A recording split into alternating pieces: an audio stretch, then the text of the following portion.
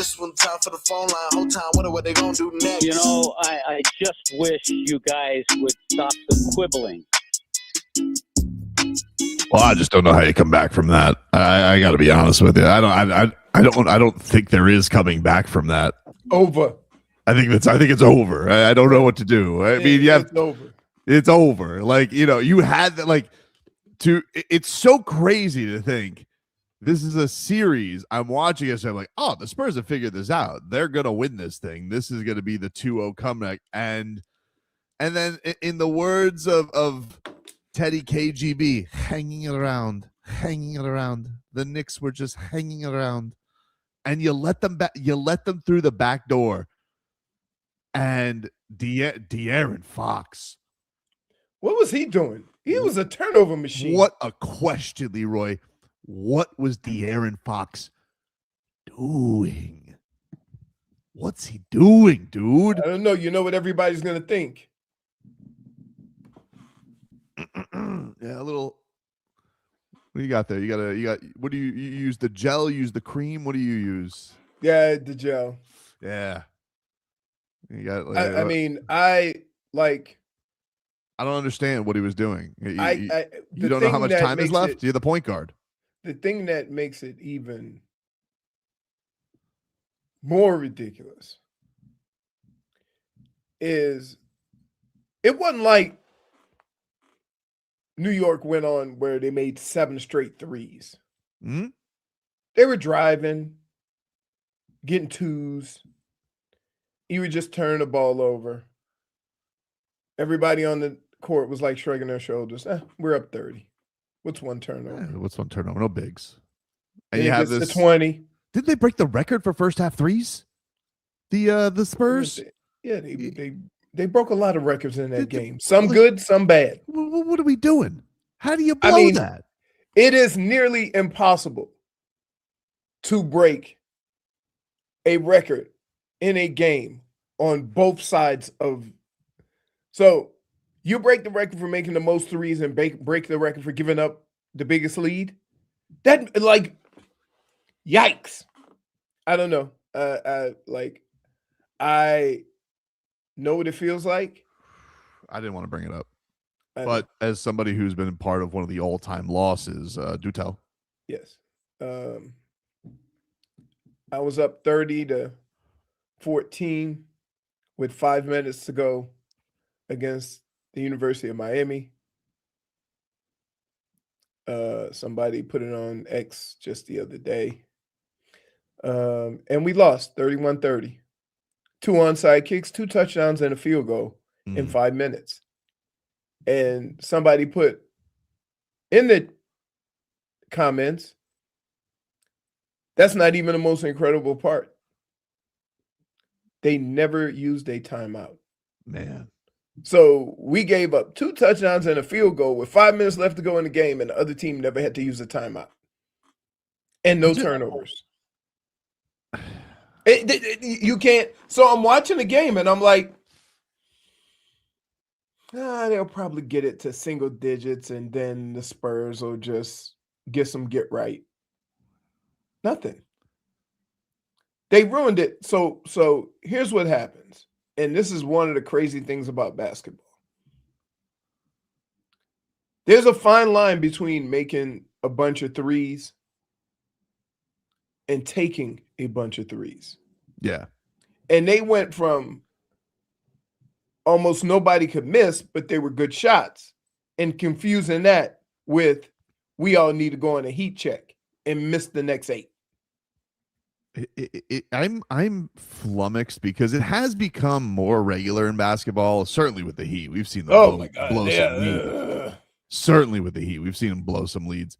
So, like, you're very familiar with the feeling, and I always am wondering, like, when watching this in sports, why we've gotten to a point where nobody tries to change it up. Like, why do they just keep going back to the same well when something's very clearly not working? You get caught. I don't understand it. I'm telling you, you get caught in this mindset that we've been kicking their ass all day. Let's just get back to it. Right. And you don't even accept the fact that they have a chance. Did you see when Josh Hart gets the steal and blows the layup to give them the lead? And did you see the reaction of Larry David on the sideline? He looked like he was doing a sitcom. He really didn't he not? He looked like he's shooting curves. He's like, oh, yeah. It was unbelievable. I don't understand what De'Aaron Fox was doing. And you know what the craziest thing is? It was louder during the comeback. Then when it actually got close, it got kind of quiet. Squeaky cheeks. No, I'm talking about even for the Knicks fans. It was quiet in there. Oh, it was dead quiet. Yeah. At one point. When it got close. Oh man. I don't know what or how you, first of all, and you know me, I'm always, as long as you play in the game, you got a chance. Well, how do you do that? You heard it here first. No chance. No chance. Because here's the maybe they'll get it to 6, but here's the thing. No. Maybe they will. You got to sit on it for 2 days. You know, that sucks. I mean, you'd almost rather like, hey, can we get right back to it as soon as possible? But like, I remember the same thought we had after game. Funny enough, I mean, the Spurs. Remember the Knicks? Didn't he come back on the Knicks a long time ago? They were down 3-1. Oh yeah, way back when. Way back when. Yeah, but I'm talking like the last Spurs blown was, of course, the 13-point Game 6 Ray Allen shot, and that's literally the championship like leaving your hands. So I don't know if Spurs fans today feel like that's worse or not worse. But this is what happened last night is worse.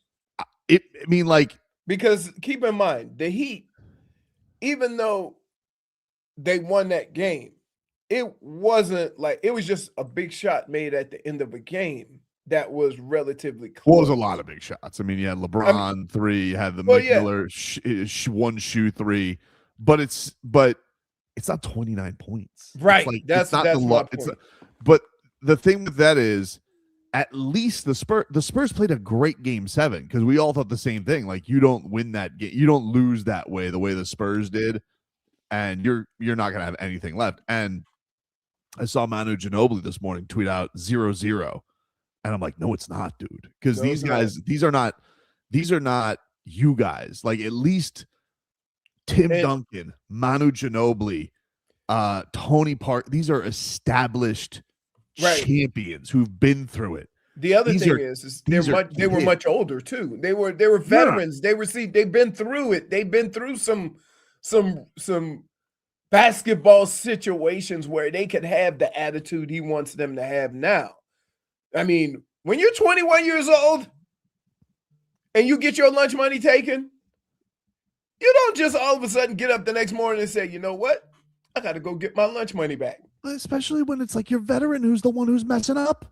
Oh, yeah. Fox. Yeah. Yeah. What was he doing? I don't know. I don't. And I don't. And the other thing is like, you lost the game in probably one of the situations that you've been really good at. They got a bunch of guys who can rebound the ball. Yeah. I was a guy shoot a ball from 31 feet. And you doing Mardi Gras beads underneath the net. Right? So, and you know what? I was always told in anything that you do, right? The more chaotic a situation gets, the more you have to go to basic fundamentals. And if you go to extreme situations in a sporting event, you'll sometimes notice that what lost the game is a basic fundamental thing in that sport. Not something crazy, not, but a rebound, a turnover, the basic fundamental stuff of the game. I also haven't broken down the last play on the inbounds because I don't have time to break down that game. I don't care. Yeah. Because I'm already wallowing that the Knicks are a win away from the championship. This sucks. But dude, Do they not use the tallest man? Like, this is just I like to call this untrained eye. Do they not use the tallest man in the world enough being tall? Like, he seemed to be in a place that he couldn't use his tallness. Why not use him on the alley-oop? Why go to your point guard? I don't get that strategy. Like, I've seen Eric Spoelstra run the play many a times for the alley-oop inbounds. He's taller than ever, but just throw it up there. Right. I don't know. I'm lashing out. I can't believe the Knicks are going to win the championship. You know what's crazy about the very last play? When he broke towards the net, he was open. He was open. So, I'm not going to say anything about that last play when I'm like, oh! And I would have walked in if I was Miss Johnson and be like, everybody's cheeks quite squeaky right now. Squeaky? Like, you walked in that locker room. Coach, poop my pants. That's almost having a spit take. Wait. He's right, though. Cheeks. We literally cheeks. We are past. We were, yeah, Coach. right. We were squeaky cheeks at the beginning of the fourth quarter. Right now, I got the runs. I'm like, I need something for my tummy. Like, come on, God. Clean up on our vibe. Headlines are brought to you by a whole bunch of other stuff. Headlines are brought to you by Doral Hyundai in Miami. We go to the beach for a little Solcito, and when we want a low price, you save with your Pricito. Save now with your Pricito at Doral Hyundai. So yeah, your final score yesterday: 107-106. The Knicks bringing top hats and monocles to San Antonio. They're up 3-1. And they'll see if they can finish this thing off. And at least we may get Giannis on Sunday, unless he ends up on the Celtics, and then I'll just jump somewhere. You know. I thought you said, see, this is the thing. After watching last night's game, don't tell me you can't see nothing happening. Right? Like, now, if anything last night did was open up the door to anything is possible. I just see Kevin Garnett just like, just because like after the last 12 hours, what I have seen happen in basketball. Yeah. I know we haven't exactly been in tune as much with the hockey, but we had a crazy 4-0 comeback blown there too. I was reading today in the Athletic, because just to make my morning worse, there were some Sergei Bobrovsky rumors the wrong way. But there was a title on there that just said, "Is this the worst goaltended Stanley Cup Final of all time?" Just because every game is 5-4. Yeah, every game is 5. It's crazy. The Marlins, they put an ass whooping on the Arizona Diamondbacks. Oh yesterday. My goodness, 8-0. I mean, they really Otto Lopez. What can you say? I mean, the guy just continues to just crank out hit after hit. Couple RBIs yesterday. We call that the Leroy Grill. Couple ribbies out there. Otto Lopez 2 for 5, and then Owen Casey and Kyle Stowers each went deep for the Fish. They will go for the sweep today. I'm surprised I didn't get a text from you. For gambling? No, we're sitting back on and put Morel in. Oh, I know. He felt bad. He's just like, let's give him on the bat. You know. I hope he doesn't try and get cute and play him today and start him. That would be annoying. You'll be able to hear that game. 1:10 is your first pitch. 12:30. Marlins on deck. That'll be on AM 560. Steven Strom will get you ready, and Jack McMullen and the boys will have the call for you as the Fish will try and bust out the Bruins before heading to Steel City. So Marlins 33-35, trying to get back to 500. Man. 500. If they get back to 500, we're in a good spot. Good spot. I would just say, like, we've already had the ebbs and flows of a season already with these guys. Oof. What do you even call yesterday? Just a flow of. First of all, I was already annoyed when the game started because they were saying, I don't know how long this guy's going to pitch. He might pitch 2 innings. He might pitch 4 innings. And then it looked like it was going to be Looney Tunes in the first inning. And he got out of that jam.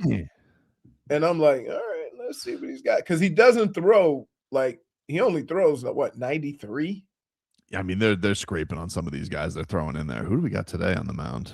Let's see. Who is pitching this finale? Oh, Tyler Phillips is on the old slappy face is out there today. He's starting? No, he's been starting, yeah. Uh, He's been starting. So how does he go about that? Does he concuss himself before the first inning? Because you gotta pace yourself. I think you I know you gotta maybe give yourself a little massage. You can't be going out there concussing yourself and you're like, oh, I'm not pitching the last inning. I'm pitching the first. I'll text Strom, see what he says. Does he slap himself before the starts?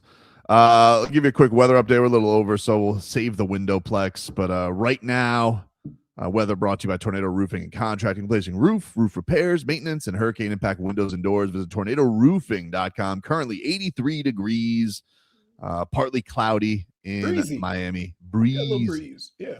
Breezy. Nice day today. 75% humidity. So we got that. Lots to dive into. We have a Dolphins extension to talk about as well. Old Aaron Brewer getting that munion. We'll take a break. But first, Leroy, got to tell you about the best dry cleaning in all of South Florida. And that's our friends over at A&T Dry Cleaners. 40-plus years, owned and run. That's our guy, man. You can call or text him anytime. His number is 954-610-9383.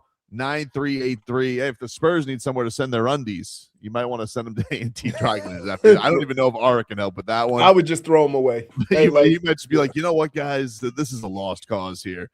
But you guys are calling, text him. If you didn't have the biggest NBA choke job of all time, you'll want to call A&T Dry Cleaners, 954-610-9383. Summer weddings, getting ready for Cancun, got to get your clothes right. They can even do same-day sewing. They have a seamstress on site. It's Ira's mother, so you know you're getting your best care. They service all of South Florida, Dade, Broward, and Southern Palm Beaches. Ira's got vans all over the place. They can pick up and drop off your orders. Ira's a fan of the show. He wants to take care of you. So if you call AT&T, mention Tobin and Leroy, you get 25% off your order. That's right. 25% off your order. Just give Ira a call. 954-610-9383 at any time. And I promise you, once you use A&T Dry Cleaners, you'll never launder your own clothes again.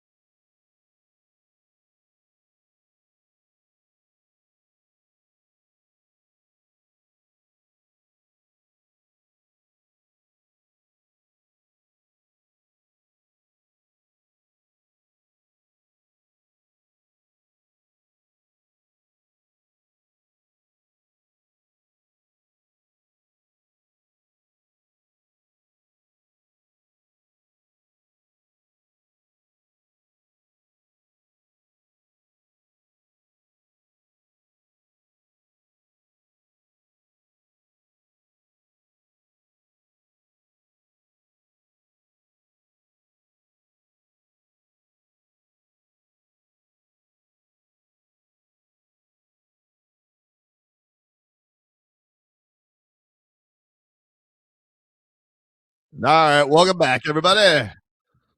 Tobin and Leroy here with you on FM 104.3 WQAM. Good morning to Brittney and Jennifer. Did you guys enjoy that absolute slop fest yesterday? Oh, wait. Are you talking about Love Island or the game? Wasn't Love Island off last night? Oh, well, that's true. Yeah, that was off. Did you catch up on Love Island?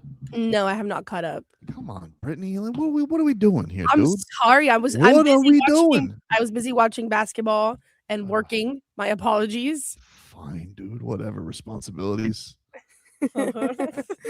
No, the game last night was insane.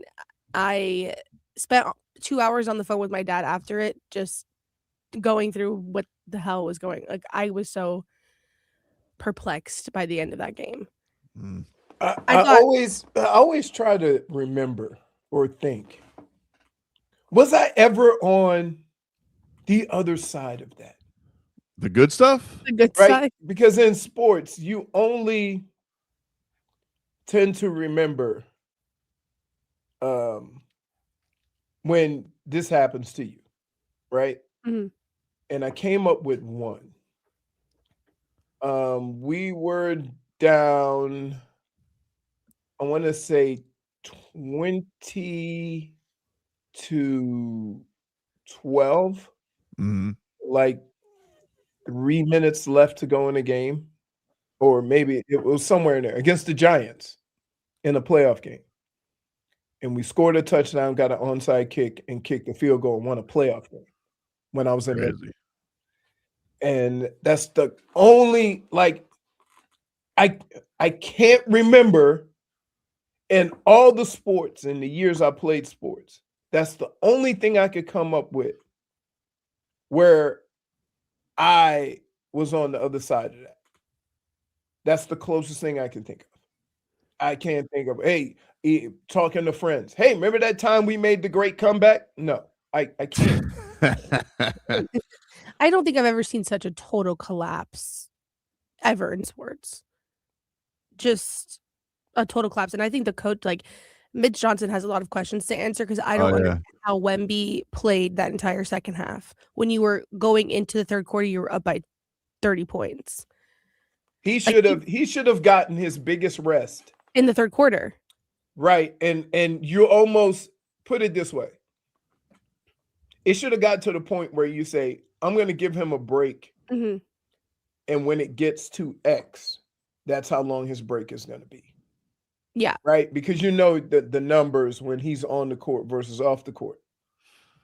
And I would have like just taken him out and just came up with that. Because what happened is he took him out and they went on like a 14-3 run. He put him back in, but it was only like 3 minutes. He only had a 4-minute break. He played 44 minutes of that game. And the Knicks were smart. They utilized their bench. They brought like 7 guys off the bench. I think the Spurs only brought 4. Listen, there's nothing quite that'll kill your momentum in a NBA playoff series like a terrible intangible center. Like, you put Luke Cornett out there and you're on borrowed time for disaster. Right. Same thing happened when the Heat put out Cody Zeller. Like, you remember when the Heat put out Cody Zeller against Jokic, and you're like, this is it's basically throwing a goat into the Raptor cage. It's a putting a stiff intangible center. Myers Leonard too. Like when Myers Leonard had found his way out of the rotation, and they put Myers Leonard in there on against the Lakers. You're just like, this ain't gonna go well because you didn't have Bam. Bam's arm was dangling by a thread. Dude, it's a helpless feeling when you got a big who just can't do anything. But the thing that I just find frustrating about them all the time is just like, I just don't think they use it enough. Like, you found a formula. He's taller than everybody. Why do you guys get so cute? I find that unbelievably annoying with Wembanyama that he should be limited to 3 jump shots a game. Mm-hmm. It's so dumb. He's so much taller than everybody else. And I don't understand. Is it because he's not there yet? Yeah, he's only 22 years old. He doesn't really play with his back to the basket. I don't understand it. Like, when I've seen this guy up close, I'm like, it looks like somebody playing on a play school rim. Like Right. I don't get it. But yeah, Mitch Johnson is getting his Kenny Atkinson on, where he's like, well, we've dictated, we've decided who's won every single game. I'm like, you sure have. It could like you're a turnover and a box out away from being up 3-1 on the series. Like that's what it was. It's like that game one, that turnover that Wemby had, and then you're a box out away from getting that rebound over OG. Which and I think it sucks because Harper, he's a rookie and he's a young kid, and he obviously like made a rookie mistake there. But then I don't understand how you turn around and on that last play, I thought the play call was great. You use Wemby as a decoy. So you have 2 men on him. He set the pick perfectly for Castle to go under the basket to get that ball. But you have Harper inbounding that ball as a rookie. And like, you can't have that. That's a situation where you bring in a Luke Cornett that's taller, that's a veteran, that can make that pass. You don't put that in a 20-year-old's hands. Yeah, but Luke Cornett would have blown it. You think he would have made it worse than what it was? I don't think so. Yeah, I do. I mean, do I have to go back to my lesson of intangible centers? No, I know your lesson of intangible centers, but it's just like I think I'd rather put it in a veteran's hands than a rookie's hands in that situation, especially after he just didn't box out on a play and allowed OG to make that play that he did. This is the thing that's been, you give credit to the Knicks because they're pulling it off, but it does. I mean, you've seen this now in 3 series with them, where it's just like they allow the other team, because of their experience and because they're all veterans, they do allow the other teams to just do the dumb thing, and they've taken advantage of it every single time. From Hawks to Cavs to, Sixers, forget it. And then and now this series, it's what they have. They've put themselves in a great spot, and yeah, for a team that's they've won 12 out of 14 games. I got a hard time believing they're dropping 3 straight. Like they are going to win the championship. They're gonna win this championship, and my life will be miserable. My life will be miserable because they will be champions, and Giannis will end up in Boston, and I will be stuck here with I don't know, nothing. I'll just wait for us to slowly sink into the ocean. That seems where we're headed right now. And then Sergei Bobrovsky will leave me. I didn't need to read that this morning. And what do I have? I was literally waiting for you to get to that. I didn't like it. I'm not happy to read this stuff. I think the thing that really upset me, there was this story today from Pierre Lebon, who is basically he's Hockey Schefter. All right. And so he had this story today talking about the Carolina Hurricanes, who, the series is even, it's 2 apiece, but this has been just truly atrocious goaltending both ways. Right. These goalies are giving up, so much. And everybody's known this about Carolina, that going into this, that goaltending, and they obviously wanted to shore up. So according to Pierre Lebon, 3 months ago, he writes, at the trade deadline, they went without a trade for a goalie. The Hurricanes, league sources confirmed, talked to Florida about Sergei Bobrovsky, but the Panthers weren't going to give away the 2-time Stanley Cup champion. Florida was willing to move him. Carolina would have needed to part with at least a second-round pick, in my opinion, but talks never escalated past preliminary discussion, so we'll never know. My understanding is that Florida asked for a first-round pick from the outset, which Carolina was never going to pay. The Canes might have been interested at a lower price, but both teams didn't circle back to each other after their last discussion. There was also a brief discussion about Jordan Binnington in St. Louis that never went anywhere either. Dude, if I would have had to watch Sergei Bobrovsky goaltend for the Carolina Hurricanes, who I cannot stress enough, can go to hell. If I would have had to watch Bob play for Carolina, do you know, would this have been the worst summer of my life even? Already the Knicks are going to win the championship. Carolina might win the Stanley Cup. But if I would have had to do that with Sergei Bobrovsky being their goaltender, I might as well just give up on sports. Look, I get it. The Miami Hurricanes had a great run. When do I get some feel good back? Because I've just been dealing with heartbreak since Carson Beck's interception now for 6 months. When do we get some good stuff? Everything is just terrible. All right. Would you disagree? I mean, Terrible. it hasn't been. It's been rumored to be terrible. No, it's been actually. It's been terrible. rumored It could to have be been terrible. rumored to You're be worse. causing yourself a personal headache when nothing has happened, but you just heard rumors, and you're making yourself miserable over what you've heard. Would have been so much worse. You know, it's like Could be worse. It could be worse. All those things could be accurate. Then what?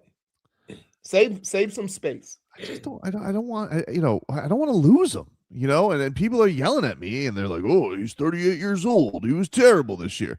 How about we don't judge a champion after he has to do meet and greets with his defenseman every single game?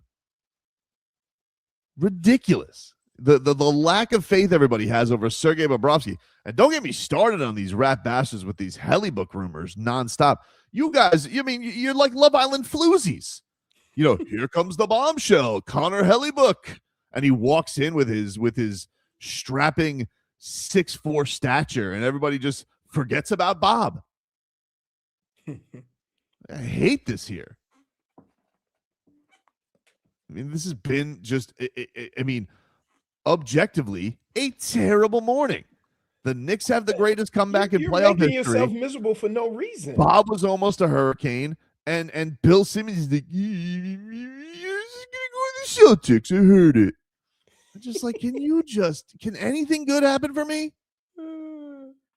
Listen, love to Kyle Stowers and the boys yesterday. That's great, but, it's just not enough. It's just not enough. It's just, I hate it here right now. Relax. Deep breath. I'll try. Deep breaths. I'm good. Nothing has happened. You have set yourself up for misery when there's nothing that's actually happened other than the Knicks winning. Yeah. To make you miserable. But what's gone good for me since Carson Beck's interception? We could do this every year, though. No, not like this, dude. Not unless, this is the dark ages. All right. This is the dark ages. All right. I feel like you and I, there's like bubonic sports plague around, but we also have to eat. So we have to find and catch rats to eat. So we have to make sure they're flea free so we don't get the plague, but we also don't go hungry. That's our sports existence right now. All right. That was great. So dramatic. You just been right. You made a historical reference and everything. We started by talking about how well the Marlins were doing. Yeah. And it lasted for 2 seconds. And great for them. That's how people become crackheads. They are playing. You know good what I'm saying? But not you good enough. You get a little taste of something good, and you just say, "I need more." They're playing good baseball, but just not good enough. Is what we asked for. So yeah, baby steps. And he's being ungrateful. You're being ungrateful. You're being a little greedy here. Yes. How am I being greedy? This is the greed they talk about in the Bible. Come on. They do not talk about this in the Bible. All right. This is worse than the plagues. This is worse than frogs from the sky. The Knicks are going to be champions. I might lose Sergei Bobrovsky, and Giannis is going to be a Celtic. That's worse than locusts. Are you kidding me? Stop assuming. Yeah, you never know. You never know. I know how this works. You're right. You're reading hypothetical. You're allowing yourself to get upset about hypotheticals that could have happened with Bob. You're bringing the misery. That's you. You're just like you're pouring the salt in your own wound on that one. It's not my fault. It's Pierre Lebrun. It's your fault too. I'll get if Giannis does go to the Celtics, then I'll give you that one. Then we can all wallow together. Right. Schmeathan says Knicks win the title. Giannis is a Celtic. Bob gets traded. Tua makes the Super Bowl against Mike McDaniel. Yeah, this is our sports existence. Oh, you're making me miserable. Can you Good. stop? I'm glad you. Early in the show too. Like we're only in the second segment. So gloomy. It's not good, guys. Sorry. Oh, no! I'll tell you what is good. A Michelob Ultra watch party. All right. Tomorrow night, we could celebrate the beautiful game. And if you want to soak your woes with me in some booze, that'd be good too. We're going to be at the bar in Coral Gables tomorrow night. All right. To watch a little USA Paraguay. as the world's biggest tournament gets underway. And our friends at Michelob Ultra giving you a chance to win tickets to an upcoming World Soccer match at that big-ass stadium that's right there off the turnpike, where all the big action happens. If you guys want to win tickets to that, courtesy of our friends at Michelob Ultra, you might want to be at the Michelob Ultra watch party tomorrow watching USA and Paraguay at the bar in Coral Gables. So look forward to seeing you tomorrow night, and we'll take a break. More to come. We're back after this.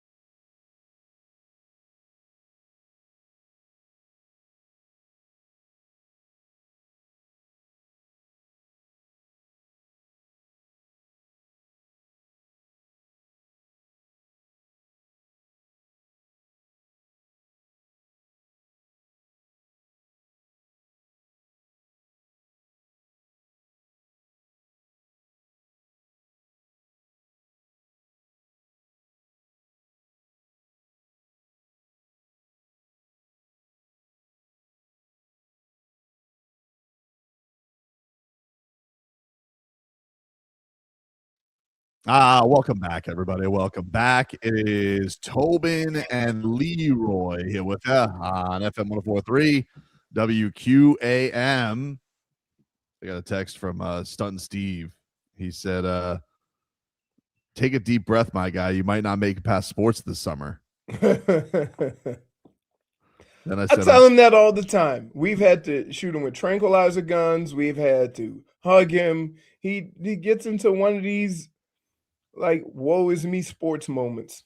No, like I'm scared of who he's going to become once like the Giannis trade rumors actually start swirling. The thing that pisses me, can I tell you what pisses me off about the Giannis thing? Here's what pisses me off about the Giannis thing. I got to be honest with you. This is what really pisses me off about the Giannis thing. I don't even want Giannis that bad. Okay? Liar. No, I'm telling you. Like, liar. Let me explain myself. I swear, I know it sounds like I'm a fraud and a liar. But have the same segment over and over again. Jennifer, I know it's somewhere else. Jennifer, I know it sounds like I'm a. Never wanted him. I'm telling you. Let me explain myself. Okay? Go for it. I want the idea of getting Giannis and just winning the chase more than I actually want Giannis. Giannis could be any player. You know, like Giannis is a good player. I'll have fun rooting for Giannis if he becomes a member of the Miami Heat. I will root the holy hell against him if he becomes a Celtic. Oh, I cannot wait to root against him. But I don't even want Giannis. Giannis could be anybody, Jennifer. He could be Durant. He could be Larry Markkinen. He could be Ja. He could be Zion. It literally doesn't have to be Giannis for me. I just want to win the chase one time. And we've been such losers ever since we got Jimmy Butler because we haven't had that feeling of getting it. And then, you know what? I started getting my hopes up this week because then everybody started peacocking and get a little froggy. You had Skip Bayless who started saying, oh, this is semi-retirement. You had these idiots who were like, oh, Giannis wants to go to a historic franchise. Miami's not that. And I was like, you mother bleepers, I can't wait till the Heat get Giannis. But I don't even want Giannis per se that much. I just want the Heat to have a win. I want Pat Riley to show that he's still got it. And I fear that he may not have it. I almost want just Pat Riley and the Heat organization to get the win more than I actually want the player. I don't like Giannis that much. Okay? That's why I told you, never wanted him. You know, that's why I told you I was sick of his ass. Okay? It's not even that I'm super thrilled to get Giannis. I just want something good to happen to the organization. And I fear, once again, we're going to get wily coyoted, and I'm going to run right into the mountain. Well, you for sure are going to run right into the mountain. And you're speaking about principle, and I understand that the principle of it is that you want us to make a big move because you can't imagine running it back with this team. But who else other than Giannis can you really get? I don't know. Because so you kind of have to be all in. See, here's the thing. My hope was, all right, that this Giannis was going to be stuck in Milwaukee. He'd get John Morant, all right, and then we'd figure out how we're going to get Joker because Joker's not going to re-sign with the. You see the Denver Nuggets? They fired all their TV people yesterday. Why? Because this Kroenke's a bastard, and it just made me think, like, man, wouldn't it be awesome if we didn't get Giannis, but then Joker's like, hey, I'm not extending with you guys, and my whole Serbian triangle theory was right the whole time. This is what you do, though. What? You're just on to the next one. I will be on to the next one. With all these trades or whatever. No, that's I not want true. him. I want him. Don't get him. All right. Well, at least we got a chance to get Joker. But I like all bits aside. Okay, bits aside. All right, I'm being serious Tobes here. All right, I really wanted Damian Lillard. Like, I can't mince words. I really wanted him. Giannis, I could take or leave Giannis. If there was another bell at the ball, all right, my head could be turned, all right? I'm not closed off on Giannis. If this was Love Island, I'm open. If another bombshell walked in, I would be for the Heat going after that bombshell, all right? It's not that I want Giannis that much. I just want the Heat to do something seismic because they've been so flaccid lately. I mean, they really have. It's been nothing but mouse balls every single summer. And so that's what I want. I want them to win the chase, Leroy. And now he's going to end up about what player it is. I mean, I would like a lot of players. I've told you all the guys I would be into. I would be into all this. Is he the best one? Yeah, he's the best one. I'll welcome Giannis with open arms, but it's not like I'm fiending over Giannis. This isn't Anthony Edwards or Damian Lillard. This isn't. I would say that some would question that. Why? Huh? Some would question what? My opinion? Yeah. Why? Because from the beginning of this Giannis thing, you didn't sound like. I've told you though, I've been tired of his act. All right, the whole wishy-washiness of him, right? But the whole point behind all of this is this. I hope when Giannis comes down here that he becomes the spokesperson for El Car Wash because of how wishy-washy he is. Dude, can I just tell you? And I want everybody to mark this. If the Heat get Giannis, watch how this man's attitude changes. What do you mean? Oh, for sure. Yes. Oh, are you kidding me? No one's questioning otherwise. him. I'm telling you how I feel, and you guys sit here and you mock me. We don't mock you. You do. You don't take. We don't mock you. We mock your wishy-washiness because you almost try to get your mindset. Somebody gets in your head that it might not happen. So what you do is set yourself up for the worst possible scenario, so that you can say never really wanted him, and that's where we are right now. The excitement you had the last week and a half, 2 weeks about Giannis and everything you were reporting and telling us about Giannis and all the little, it could be something, could be nothings. Now all of a sudden you heard something that could be nothing, and you're getting your mind ready and getting your body ready for protecting my heart. Is that what you're saying? I'm protecting my heart. Yeah, you're being defensive at the moment. Like you're playing defense. I don't agree. I think that you're just like you're trying. I also feel like you're playing a little bit of reverse psychology. I'm not playing reverse psychology. I'm not doing that. I'm not doing reverse psychology. I'm telling you right now. Would I like Giannis on the Heat? I like Giannis on the Heat. It'd be cool, but like, is it the end all be? Like, am I fiending after it like I have in years past? No, but I would like the organization to show me something. Oh, you're fiending.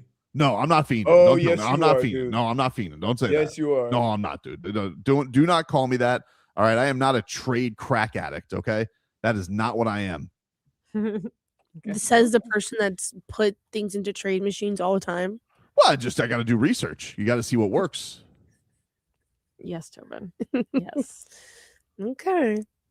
I don't understand this. Like, you can't have any honest conversations with friends anymore. It's crazy. It's unbelievable. He's playing such a victim right now. I feel like a victim. I feel like a victim. I can't. I feel like nobody wants to listen to me. I feel like you just think I'm a dancing. The thing is that we've listened to you so many times and we know how this goes. You don't know how this goes. We do. Right. We so know how it goes. You guys have patterns, Tobin. Let me just tell you something. You couldn't live a day in my shoes. You know what it's like being me, where I have people left and right asking me this, that, and the other about when are we going to get him? No, I did not create anything. Yes, you did. I'm treated like a circus Why is this bear. a therapy session right now? I am treated like a trade circus bear for the Heat fan. People throw peanuts at me, and they're like, "Come on, do the thing." Tells you to do this. Okay, Don't fall into peer pressure. Do don't do it. No, I mean, I don't want to tell you. Yeah, exactly. Do you think you're the voice of the people? He calls himself the mouth of the Heat. Yes. I don't say that. I don't say Yes, that. you People do. say You that. said I don't say several that. times. People say that. The same people that call you multiple names. Spieth and Schmolik says, we throw peanuts at you because you're fat. Man. That's wrong. Jesus. That was just out. Such a bastard, Spieth. Jeez. Son Steve says, you willingly put on the clown makeup. That's not true. He loves it. It's not true. I'm not sitting here with a rainbow wig and a big red nose. That's not what I'm doing. Someone Photoshop that immediately. That needs to be your new prop. You need to get the rainbow wig. I'm gonna sit here. I don't even I'm telling you guys though. I mean, I almost would rather have Zion than Giannis. Okay, but You're so full of it. I'm not full of it. I'm telling you. I can't stand here with you. I'm telling you. But it's like I want it for that because you know it won't happen. I don't know. I don't know what's going to happen. You know, if Giannis ends up on the Celtics, I mean, I will be heartbroken, but I'm mostly going to be heartbroken, not because Giannis is a Celtic. I'm going to be heartbroken because the Heat lost to the Celtics yet again. And that's what they've been doing. They've made it a habit. So you think, I mean, correct me if I'm wrong. Mm-hmm. Was it not a week ago you said there's no way Giannis is going to the Celtics? I didn't say that. What did you say? I didn't say that. Okay. I've never said there's no chance he's going to the Celtics. I said there's no chance he's going to the Celtics without them giving up Jaylen Brown, which is true. You said I don't think they're going to give up Jaylen Brown. I don't think they're going to give up Jaylen Brown because I feel like Jaylen Brown is really good for your franchise. I think that would be kind of weird, but I don't know. Maybe time has hit its mark with that. You know, and then of course we have old busy thumbs Tyler Hero yesterday. I mean, you know, back at us anytime he gets to tweeting or Instagramming, we know he's staying. Like that's what always happens. Every time that we think, oh, he's signaling that he's gone, he's never been more here. Like, I can't take someone serious. I don't know if this is like a thing that you're supposed to do, but I can't take people seriously who constantly unfollow and then follow people. I think that's so immature. It's not very mature. It's not very mature. And if this is that time of year, right? You had the time to go. Is that not time of the? This is that time of the year. This is the Tyler Hero unfollow the Heat time. Yeah, this is where he puts up numbers. You would like a guy like that to put up big numbers in the playoffs. He does big numbers on social media. We'll take a break because you can't get hurt. You can't get hurt doing that. That's right. Take a break. Get you caught up with your headlines. We're back after this.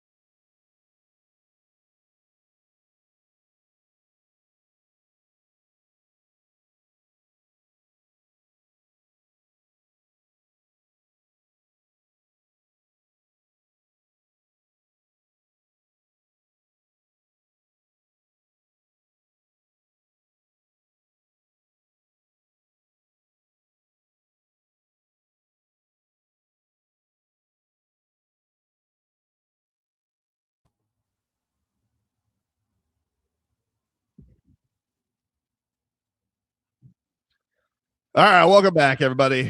It is Tobin and Leroy here with you on FM 104.3 WQAM. Take you guys up until 2 here on the program. Leroy, can we get a weather update brought to you by Tornado Roofing and Contracting? Storm season is coming. Make sure your home is ready. Get your free roof and window estimate today. Visit tornadoroofing.com. All right, I'm looking outside. It is partly cloudy, but I would say mostly sunny, so I'm not going to go there. Winds are 5-10 miles an hour coming out of the east, maybe a little southeast. It's a heater out there. It's probably 85 degrees already. And doesn't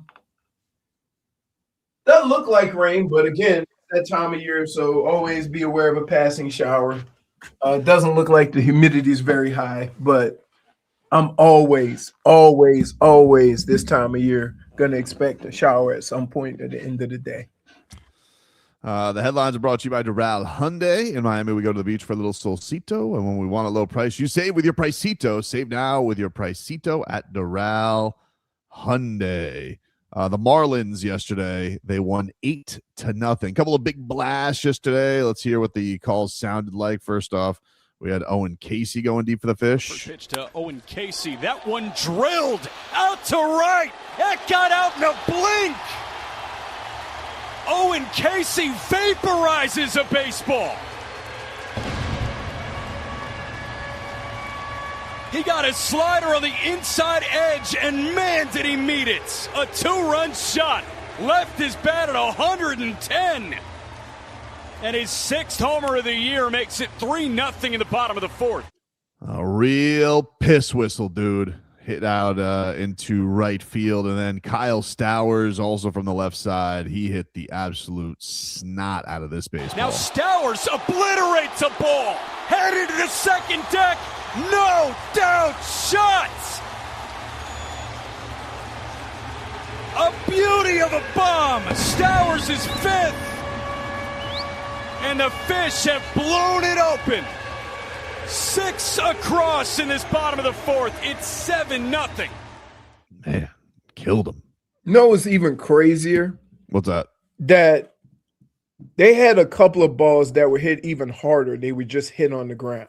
Yeah. Like one ball, I forget who hit it, that almost ate up the shortstop, but he made a great play. Got that exit velo? Yeah, oh yeah. Which, when did that become a thing? It's been a while. They've had it for a while. Series wraps up today at 1:10. You'll be able to hear that on AM 560. 12:30 is Marlins on deck. The Marlins will go for this sweep. Otto Lopez also yesterday 2 for 5 with 2 RBIs. He's been incredible. The World Cup begins today, ladies and gentlemen. Mexico takes on South Africa today at 3 o'clock, Leroy. So you got some baseball, you got some soccer, you got some Stanley Cup Final today, you got Love Island back tonight. It is a stacked Thursday of entertainment, my friend. You have mentioned Love Island I don't know how many times today, and it's just the first hour. Why? What's the problem? No, it's like I know you're itching to talk about it. Well, I mean, I would have, but a couple of my friends didn't do their homework, so I don't want to spoil it. I didn't see. Well, I didn't finish Tuesday's episode, I guess it is. Oh, I don't know. Well, you missed a game. I haven't watched Monday or Tuesday's episode. Well, I don't know what to tell you guys. I just know that Melanie needs to chill out. Well, That's they're ridiculous. trying to bait her. They're trying to bait her into a Leah situation. I could tell the producers are trying to make her lose her mind because Sincere's moved on to Soul, and Rightfully so, I think. And they're really trying to set the bomb off there with Melanie. It's quite clear what they're trying to do. They're trying to do a whole Huda situation. Maybe even worse than Huda. I think that they're hoping for like a Leah Robb situation where like somebody jumps into the pool. I think that's what they're hoping for. Underneath the bridge. Yep. That's what I think they're going for. Because Huda would lose her mind over the wind blowing, and I think that there is something like she knew she messed up with Sincere. Now, listen, it's her fault. She played ping pong makeout blindfolded. She only knew she messed up with Sincere when she gets pointed out by it, okay? She does things, and she knows what she's doing in the moment. You're right. I mean, she is... I love the dramatic zoom in for Jennifer. You're right. No, listen, Just she is random Zoom. she has behaved Whenever she tries badly. to play victim, I roll my eyes so bad. I No, just want to go to she's that just- island She's and just start. she's also just not like emotionally mature enough to handle tough conversations. She can't be called out. God forbid. She's trying. I will tell you, for what you guys haven't seen yet, she's trying. But it may be. I would say this with her. In the words of this show, the damage is done, my friend. Sincere has moved on. He's found a new honey, and it's going to be Soul. And I don't know what to tell Melanie to that. She's going to have to find somebody else, and I don't know who that's going to be. But the damage may be done for her. She shouldn't have played. She shouldn't have played tonsil hockey ping pong. She shouldn't have done that. She shouldn't have. And she knew he was looking. Like, what are you doing? you knew the way that You it knew worked. it was him. Don't lie. Also, Yeah. just the way that she behaved every time a bombshell would come in. Right. I know. Horny. And It was just I weird. was so happy for Kenzie. Liar. You're a liar. -1 for deception. I've never been that happy for my friends, and I Right. love my friends. Nobody needs to help Kenzie being horny. All right. We all know this girl. doing it all enough girl. for herself. Okay. Yeah, she makes it very clear. She makes it very clear. She doesn't need a cheerleader or a hype woman. Trust me, she's fine. She's her own hype woman. It's fine. Yep. She's okay. Jesus. But, and then she's also so in the way that no one could see what was going on. So everybody was like, "Can you move back?" And she was just all over the place. Like, "What are you doing?"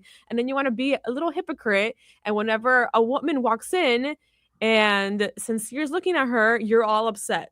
Yep. No. So you First so you of can all, see I why can they never said watch it. a show with somebody named Sincere.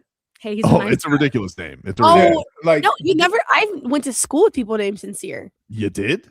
Never met someone Yes. that. Yes. wait, where'd you go to school? Down here or in No, in South Carolina. There's no way that South person- Carolina? Your name is what? Roy, what? That ain't a name. Here, yeah. I knew someone named Sincere. Are you actually sincere? Who named you that dumb name? That's a stupid name I've heard since Dabo. But Anyway. Dabo is a nickname, isn't it? Yeah, they get short for dumbass.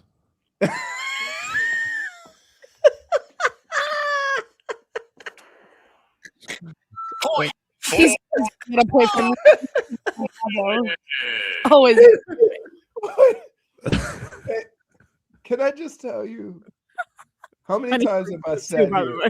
How many times have I sat here and said, I'm not gonna say it because I know where it's going? Got me. I Yep. had no idea. Oh man. All right, we'll take a break. More to come here on the show. The silliness rolls on after this.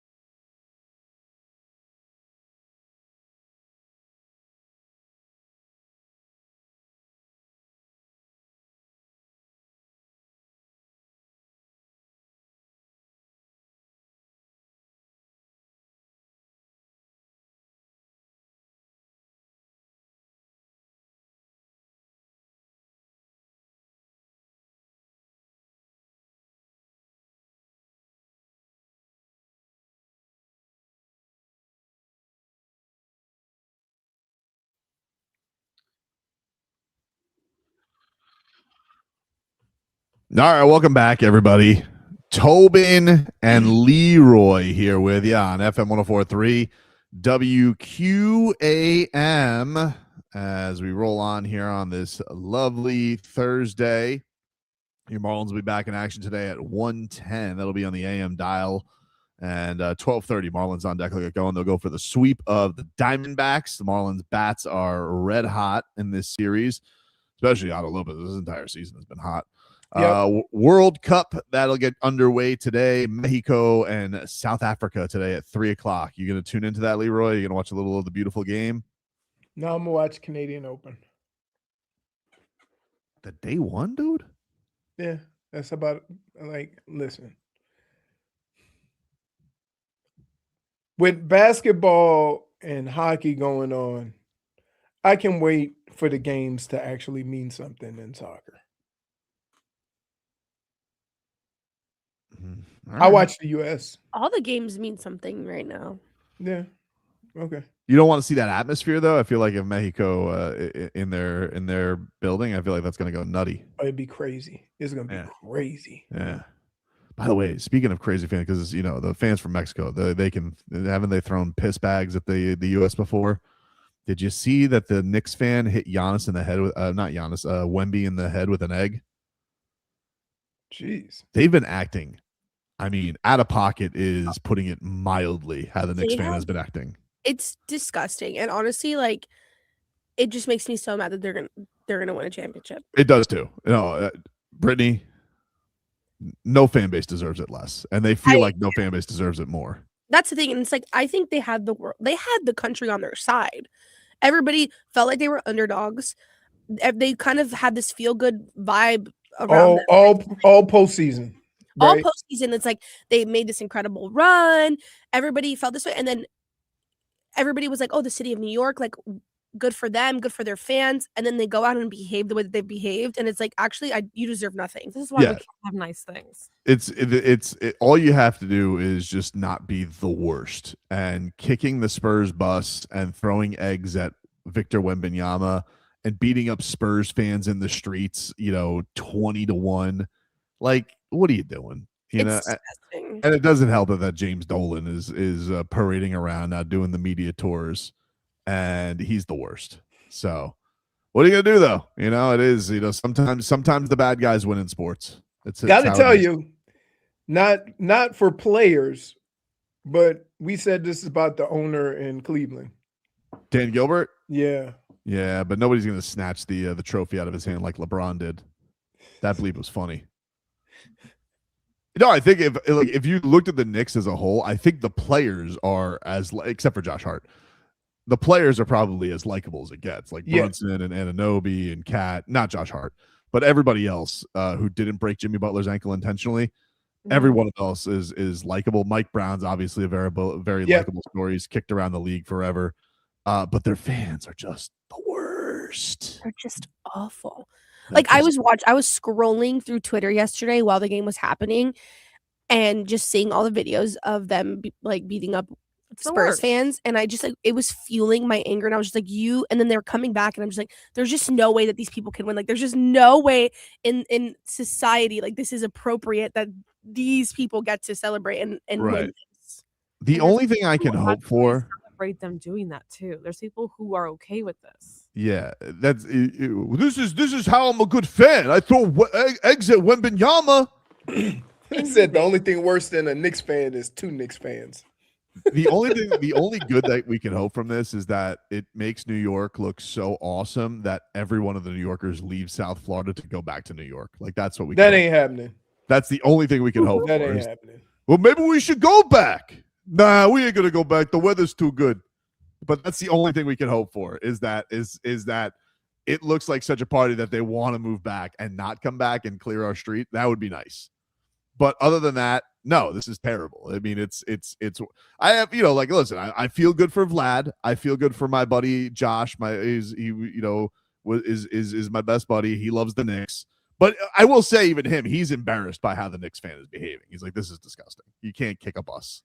Well, no, I think it's like if you I'm sorry, if you support that and you can't sit here and say that's disgusting, I don't like, you're not somebody I want in my life, respectfully, because I don't see how you're okay with that, especially when like Knicks fans had, like, it was a huge thing that Knicks fans said that they felt so welcome in San Antonio, that their fans were so incredible, that their hospitality was great. Of course. And then you have people getting beat up on the streets of New York for just simply walking the streets with a Wemby jersey. Ugh. It's gross. Some good news yesterday was Aaron Brewer got his money. That was cool. Yep. Aaron Brewer, the Miami Dolphins star center, he agreed to a 3-year extension worth up to $52.5 million, $37 million guaranteed for Aaron Brewer. And he celebrated by doing a backflip. Did he really? He did. There's a video of him doing a roundhouse backflip. It's amazing. That's cool. Right? Athletic big guy. I think sometimes, and I've said this before, Tobin, that sometimes we look at guys and what position they play, and we don't realize how athletic they are. I used to watch offensive linemen. I used to watch offensive linemen have dunk contests. Dude, he's jacked for like a Right. lineman. He ain't like now he's shorter than Caden Proctor, but he ain't looking like Caden Proctor. That dude Right. moves. I want to see this backflip though. He me put see. a lot of stuff on Instagram. A lot of stuff on Instagram, dude. All right, we're almost getting there. Hopefully. Nope. I got it on X. Not You got it on X. Are you sure it was him? yet. What? You could agree that's a reasonable question when it comes to your internet work. No, stop. And now it's going to take him like 10 minutes to maybe find it. I'll find it. He did it into the pool, you said, or he did it at the No. facility? Oh, I see it. What? Okay. You got it? Yeah, I got it. There. Jennifer. But I don't think I don't know. It was him. Huh?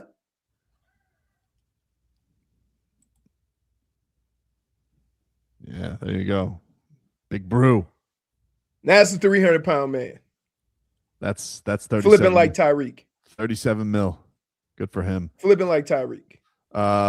He was a finalist for Protector of the Year last year. He was awesome. And to go from undrafted to the third highest paid center in average annual value. Pretty cool. Very good for him. Dolphins have taken care of everybody except for Jordan Brooks,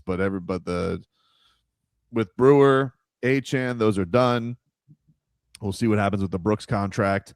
But look, the one thing that I'm hopeful for with this is that this offensive line is figured out this year. Like that's what I'm dying for, like a year where it's like, hey, these guys they play basically all the games and they just maul people. Like that would be just nice.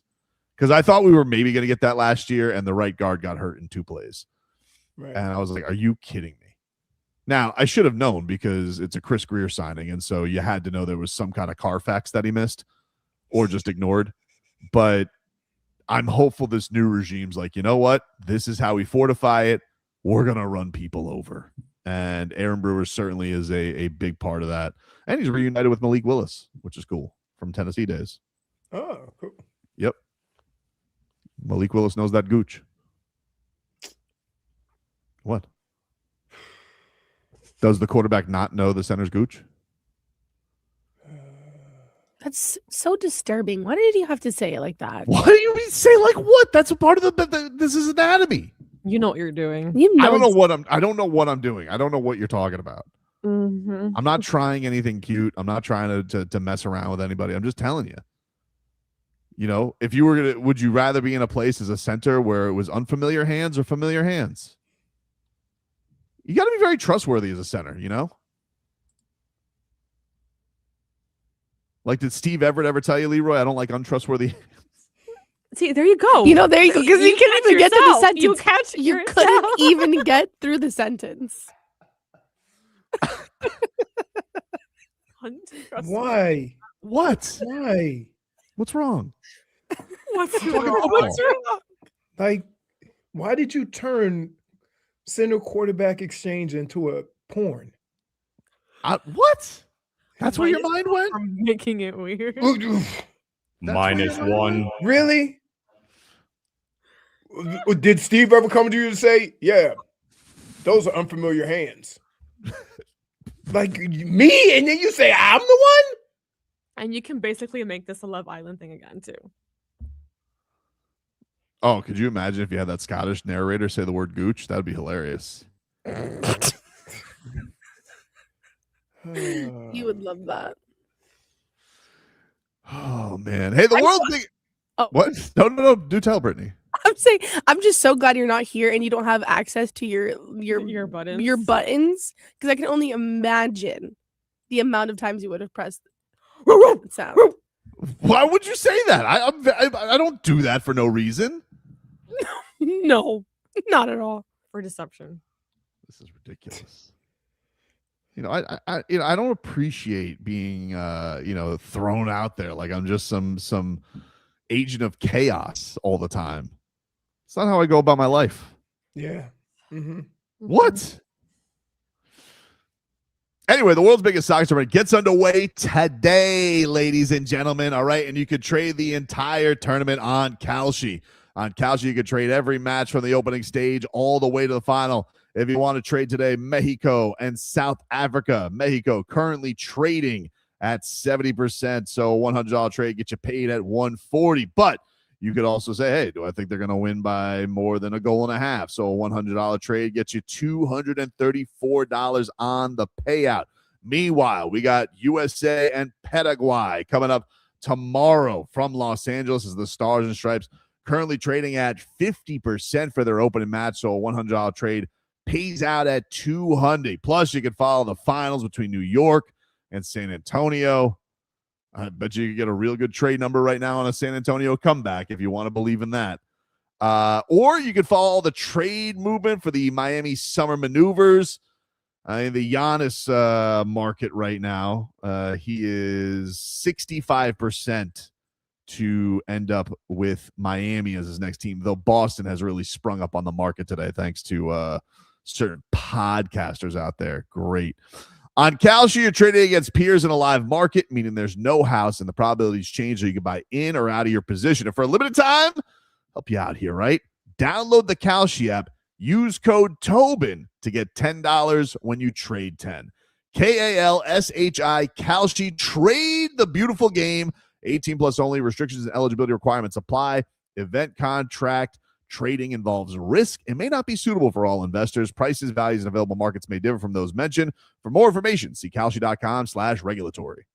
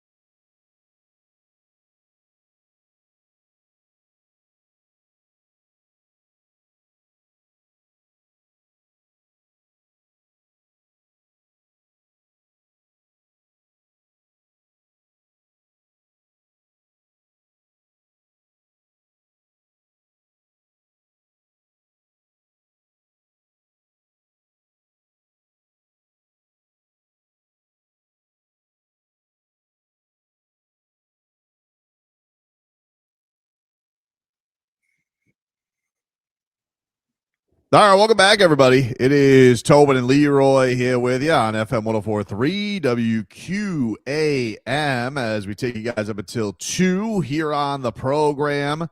If you guys were under a rock last night, the New York Knicks had a comeback for the ages, 29-point deficit erased to come back and beat the Spurs 107-106. OG Anunoby with a tip-in with just over a second left.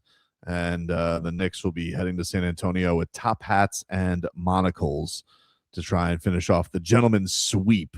So we have that. Tonight, the Stanley Cup Final resumes between Carolina and Vegas. That series is even at 2 games apiece and gets going at 8 o'clock tonight.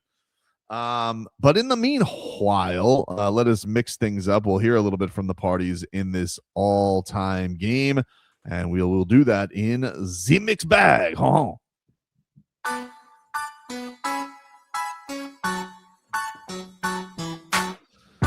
All right, we'll start off with Charles Barkley. This is what Chuck had to say on the Spurs blowing it. We saw the dumbest basketball team in the history of civilization. Oh, wow. We saw they had a 25-point lead, took eight straight threes. Like, they thought to get, like, that was some of the most mismanaged, stupid basketball. Hey, when you blow a 29-point lead, the other team has to help you. The San Antonio Spurs helped the New York Knicks win this game by doing some of the stupid-ass stuff I've ever seen on a basketball court. Damn. Sometimes, and this is no lie, success is not helpful, right? I always wonder, and this is not just with San Antonio, with any team that gets hot shooting the three, because that means everybody think they're going to make them. And then you have a lot of empty, possessions to where you just chucked up threes. And if you say you miss 8 straight threes and they go and make 5 or 6 twos, right? You've already given up 10, 12 of those because you decided to just chuck up threes. At what point does the coach say, all right, let's run some offense, stop chucking up threes? Crazy, man. Draymond Green said yesterday on this, he said, this is the type of loss that can derail what you possibly were going to become. And yeah, I mean, the point that he was making was on the OKC, I think the Durant teams back in the day where everybody thought, they'll be back. And They never got back. And Dan Marino, you get to the Super Bowl super early, you never get that chance. I mean, this is one of those where, like, yeah, Wemby will probably get back to the championship. But, man, this is one that I don't see how you recover from this year. That was brutal. One of the things that makes it difficult, and even as players, you make the assumption that you just have a little ways to go. So if they come up short this time and they go, oh, we made the finals, we just got to work a little bit harder.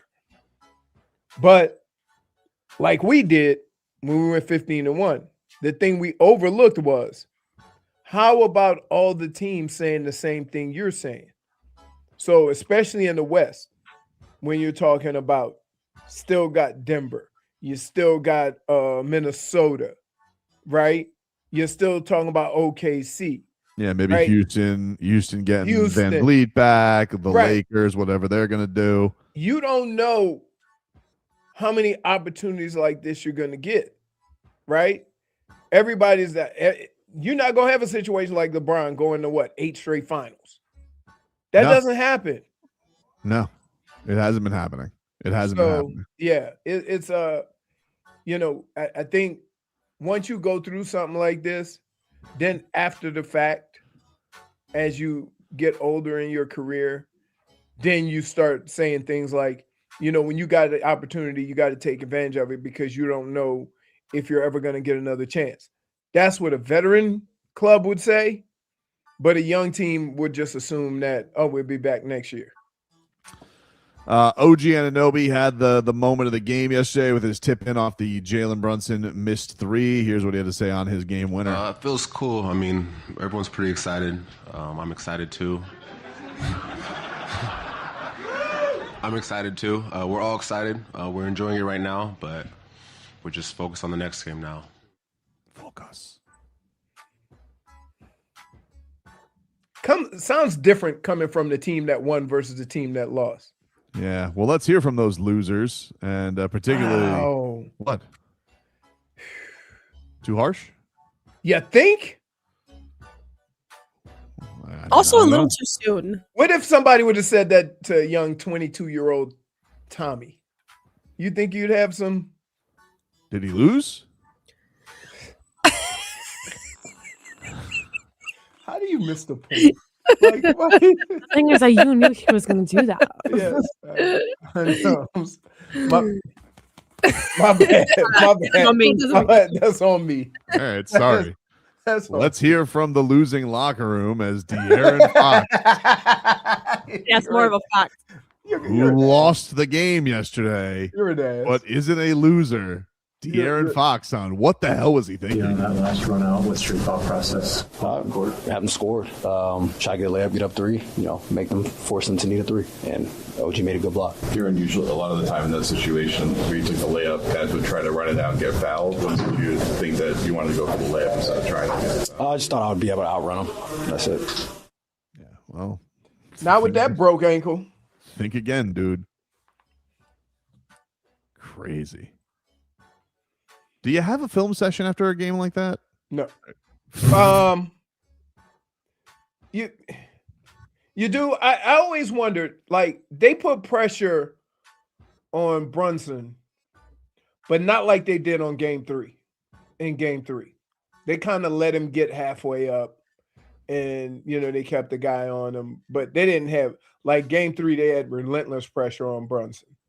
Right. Well, it's also got to be one of those things where you don't have to put the locks on them quite when you feel like you have it in control. You know what else is crazy? Like, you lose a game where Cat didn't play, basically nothing. It's crazy, right? Yep. All right, and then there's this. Shout out to Schmeeth and Schmolnick for tipping us off to this one, but. We have a cryptic tweet from Jaylen Brown, and the cryptic tweet says, "The neighbor's rice always smells better." What? It says that's the same as the grass is greener. I don't know. Much, the neighbor's rice always smells better. I'm looking in my backyard right now. My neighbor don't have no rice. Who grows rice?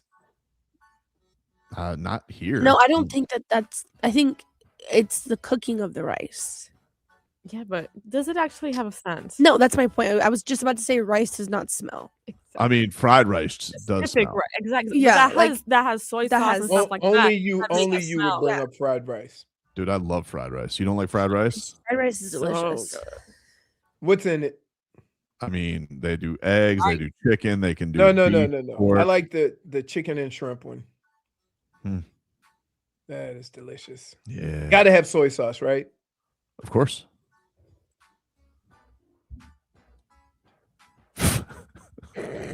Shmeen said, "This idiot really think he meant uncooked rice?" No, I'm just in general. I fear that's exactly what you meant. What you did. It's exactly what you meant. Brittney just said rice doesn't smell. The thing that makes me nervous, though, Cooked we have rice, a bunch. white plain cooked rice does not smell like anything. It's very, very faint. Faint. Mm-hmm. What are you, a Labrador Retriever? All of a sudden? Yes. What? Yeah, this is a very faint smell. How I'm gonna smell like unless I'm a bloodhound? How I'm gonna smell my neighbor's rice if the smell is faint? Well, maybe he's, maybe he's pointing out that, like he's looking at the neighbor's rice always smells better. Maybe that's a message to Brad Stevens. Like, oh, you're flirting with Giannis. You think his rice smells better than mine? So maybe that's what that is. Could be something, could be nothing. I don't know. It's such an odd. Hey, wouldn't it be something if Jaylen Brown ended up in Miami? It would be something. I definitely wouldn't see that coming. No. That would be the best, just to mess with how you've spent your whole off season. I mean, it wouldn't be the worst consolation prize, but I mean, we're not going to end up with anybody because we never get anything good. So it doesn't matter. I mean, I think the tide has turned. Man. I think the tide has turned, to be honest with you, with who you're willing to give up to get a player, right? That's the thing that I think the Heat had to come off of. Yeah, but what does it matter if your offer can get beat by a better player? That's always been the problem. That's always been the issue that I've had is that like there's 3 or 4 teams that if they want the same guy you want, you can't even. Pat Riley's got that musky rice, doesn't smell good. What you got, that Riley rice? Nah. Brad Stevens comes around and he goes, hey, you guys like this? Oh, this is Jaylen Brown. So we'll see. We'll see. We will get into some of the social media fodder that had been there with the Giannis stuff yesterday, including Tyler Hero's brother either tipping or trolling. I'm not really sure what the hell he's doing. But we'll get to that. We'll take a break, get you caught up with your headlines. We're back after this.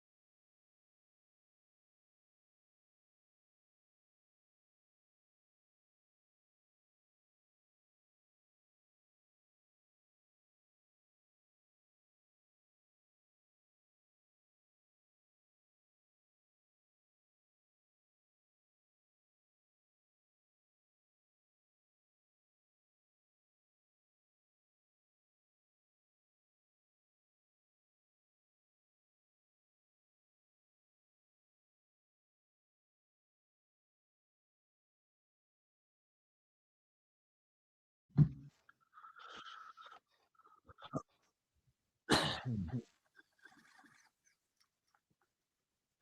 right, welcome back, everybody. It is Tobin and Leroy here with you on FM 104.3 WQAM. We'll take you guys up until 2 here on the program. First off, give you a weather update brought to you by Tornado Roofing and Contracting, helping keep your home and family safe when the storm rolls in. Visit tornadoroofing.com for your free roof and window estimate. And it is currently in Miami, 85 degrees, cloudy, but going to clear up a little bit more this afternoon. And wind gusts up to 12 miles per hour. Doesn't look like there's any chance of rain. I wonder if the roof's going to be open for the fish today. It's a tad bit warm. Does temperature, they only do weather or they do temperature? They will do temperature. I know today, probably, I would imagine today is a camp day. Let's see. Now, roof is closed today, according to Marlins social media. They're going to go with Liam Hicks today, Otto Lopez, Kyle Stowers, Xavier Edwards in the cleanup spot, Javier Sanoja, Owen Casey, Jacob Marcy, Joe Mack behind the plate, and Estoy Ruiz in left field with Tyler Phillips on the bump as they go for the sweep today. You'll be able to hear that on WQAM's AM dial, 560. And 12:30 will be Marlins on deck. Steven Strom will get you ready for all the action there. The Fish win yesterday 8-0.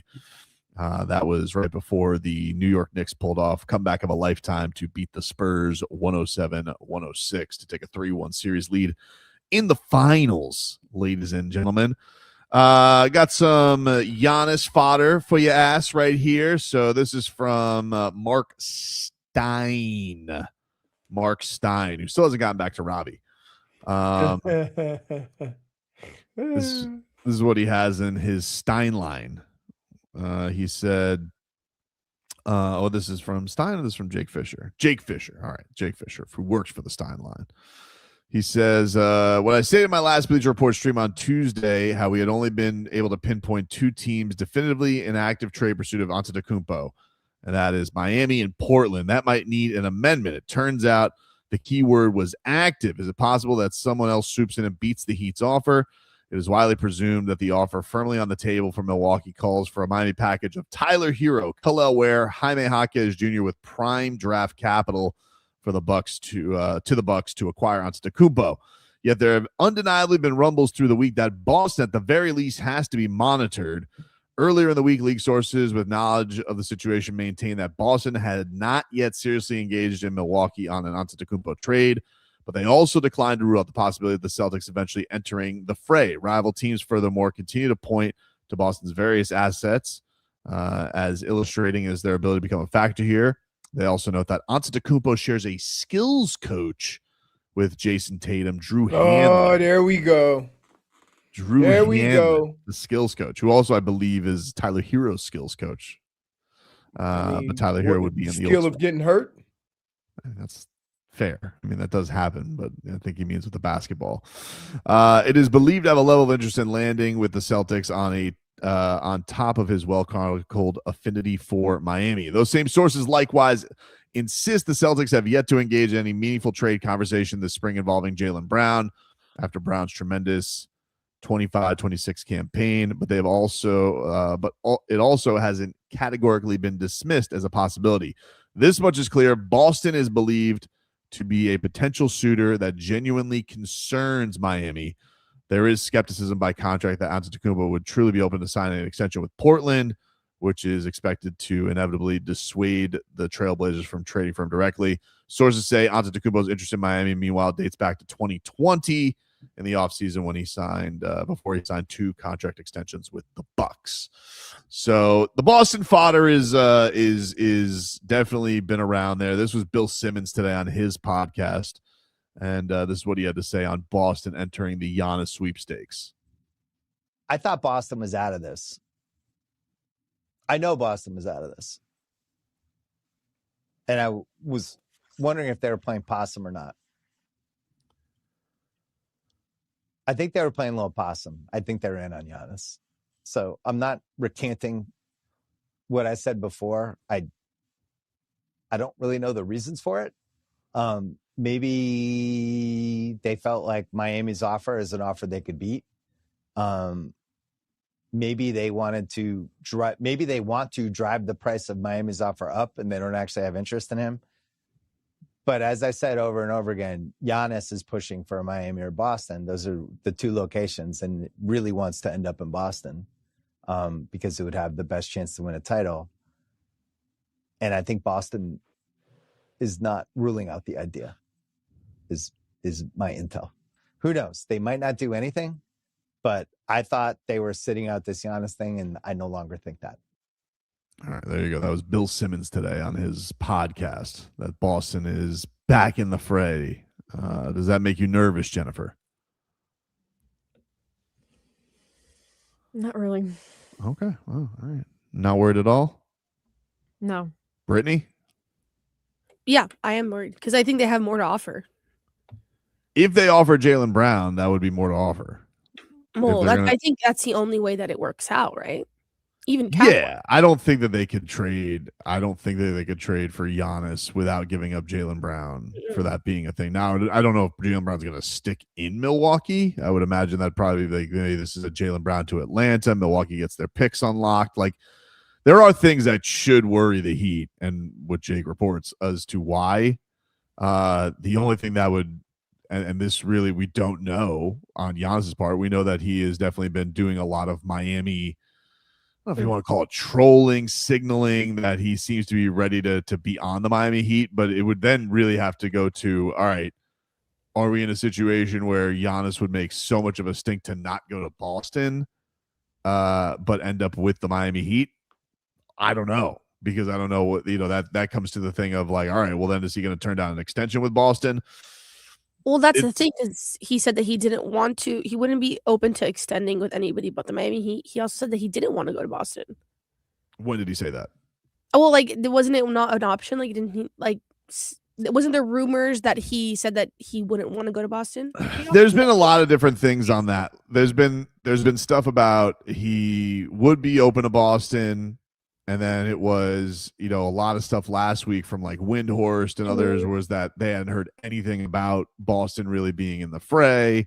So it's not the first time that Boston's been mentioned, and then it kind of felt like it cooled off, and now, maybe it's back on. It has to come back to how do they feel about Jaylen Brown now. Yesterday, Tyler Hero, for those who missed it, Tyler Hero's Instagram, he posted a few things.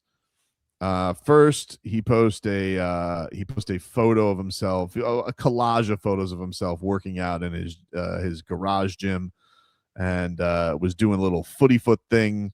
He has the hourglass, the hourglass emojis there. But the thing that actually made the biggest news out of all of this was his little brother, Austin Hero, posted in the comments, Leroy, his brother posted a photo of a buck, which is funny. It's funny. It's objectively funny. It is. But I'm still over it. But is it funny? No. So my question is that if Boston were to make a move like this, how much better would there be? Because it's not going to put Tatum where they want him, right? It's going to be more definitive that now you're saying, hey, some people think Jaylen Brown is better than Tatum at what he does, right? I don't. But Really if you bring Giannis in, Tatum's going to go even farther back. I don't really follow you on that. So how much better are they going to be with Giannis and Tatum over Jaylen Brown and Tatum, which they've already won a championship? Okay. Yeah, I get. Okay, so I think that's an interesting thing, because people keep saying that, like, oh, if he goes to play with Tatum, like, he's going to be in a much better position to win the championship. I do think that is a fair question, because, like, Jason Tatum, first of all, didn't finish last year after coming back from an Achilles. We really don't know what he is carrying a team or being in the need to be one of the best players in the world. Like, Boston played very well, but he didn't look himself in the playoffs. And And Jaylen Brown did Jason Tatum better when Tatum wasn't around. So how are you going to think that if we get rid of Jaylen Brown and bring in somebody else, that's going to make that situation better? Yeah, I don't know. I mean, you see what I mean? I don't look, the best version, if the three of those guys, if you have an option of the three of those guys, the best two versions of that is Tatum and Jaylen Brown. So changing it up does what? How does it make you better? I think the idea would be that, they're very 3-point oriented. You bring in a paint scorer like Giannis, he's not going to divert to that type of stuff. Whereas you have two of those guys, I think that would probably be the argument on their side. But I do think that the rest of that roster is it's not the team that won the championship with Drew Holiday and Porzingis and Derek White being at the peak of his powers. It's not the same roster. I think people just give the benefit of the doubt to Boston because they did get to the title. Mm-hmm. And people think that just like Bam and Giannis is not good enough. But I think that people are probably misstepping what the Heat would be able to do with the rest of the roster. Yesterday, it was reported that if the Heat or if anybody trades for Giannis, it's likely going to involve, it was reported by Tim Reynolds that it's likely going to involve Bobby Portis coming back to the Miami Heat too, or whoever trades for him. So I think people are, I think people look at this and they say, well, the Heat are getting rid of all their young guys and they're getting rid of Tyler Hero, who really wasn't available to them last year, and acting like these guys are going to come into a 2011 Heat situation with no moves to be made. And I don't think that's true. I think the Heat will have other levers to pull to add to the roster. I can't tell you exactly who those players are yet, but it's not like the Heat. We Heat with exceptions and other salaries to trade. I don't think it's impossible for Miami to be sitting here and not have any other levers to pull if they just get Giannis into the fray. But people are going to give Boston the credibility. They've been a better team than Miami. So that's why people look at that and say, well, if he goes to Boston, he puts on that jersey, they're a title contender and the Heat are not because he's playing with Tatum. I don't know. It just seems like it doesn't seem realistic for him to go to Boston. I think their problems are the other guys like you were talking about, but not their stars. Yeah, they have the two stars. Like that's the thing that's interesting is they have the two stars. People can say that they haven't figured it out, even though they've had all the success they've had. And most teams that make trades like this is because they don't have confidence in their second star or that guy's not as good as they thought. Well, he just also, he was very weird at the end of the season. Like he seems disgruntled. I think that's the other part of it is you bring in a guy who seems disgruntled for a guy in Giannis who just wants to be in a better winning situation. Like that's their argument for it. The Heat is they need their A1 guy. And that's the other thing with Giannis is if I was going to argue against it, yeah, it's cool to go play on Jason Tatum's team, but have a conversation with Jaylen Brown about what it's like being on Jason Tatum's team. It's always Jason Tatum's team. So is Giannis going to love that? I don't know. That's why I said that a while ago. He's not going to go there. I think that's probably a thing that he would probably have a concern with JFig, but it doesn't mean Boston still won't pull the trigger. But I think it's like I'm not saying that. I'm just saying I don't think he would want to go there because it's still Tatum's team. But still gives him the best option to win. Maybe. Out of all of the teams that have been in the mix, the Celtics give him the best option to win. Well, so we're making the assumption that those two will work well together. Exactly. But I don't think it would not work. Two guys and who's to say? But then there's a lot of people who think that Bam and Giannis won't work, and here we are. We want him to come to Miami. Yeah, but I think the difference is no one's ever going to connote Bam as going to be the number one option on a Giannis team. If you're playing with Jason Tatum, right? Or is Tatum going to defer to Giannis when there's already been these things? And this is not a guy you've been playing with your entire career in Brown, where there's already been issues with that. Is playing with Tatum, who's the beloved son of Sully and Murph, like, is that the place you want to go to? Well, I think part of the appeal with Miami is that you're going to a team, you're the guy, you get to go in. They're going to put the pieces around you, but no one's going to mince words. It's going to be Giannis Antetokounmpo's franchise. Yeah. No, it's true. It's just like I think if he is so like hell bent on going to a contender, the Celtics look more appealing in that sense. Now, if he wants to be the second option or not, does Milwaukee care where he wants to go, or do they just want the best option for That's them? a fair question too. No, that's like, a fair question too. Especially if Milwaukee can get their stuff unlocked. Like if they could Mhm. go to Atlanta and be like, hey, let's free up some of our stuff. Let's free up.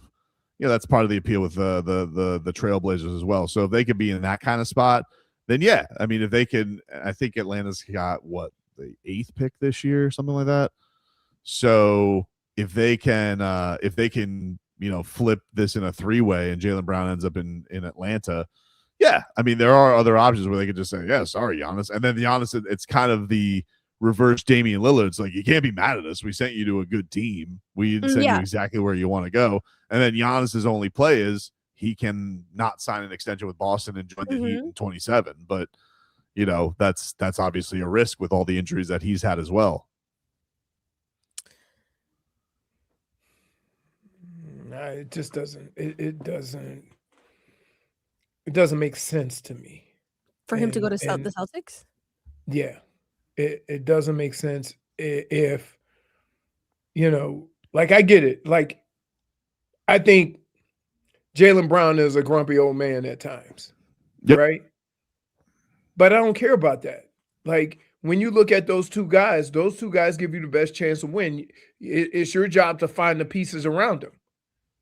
And if you change one of them, then you better have a bona fide scorer like one or the other.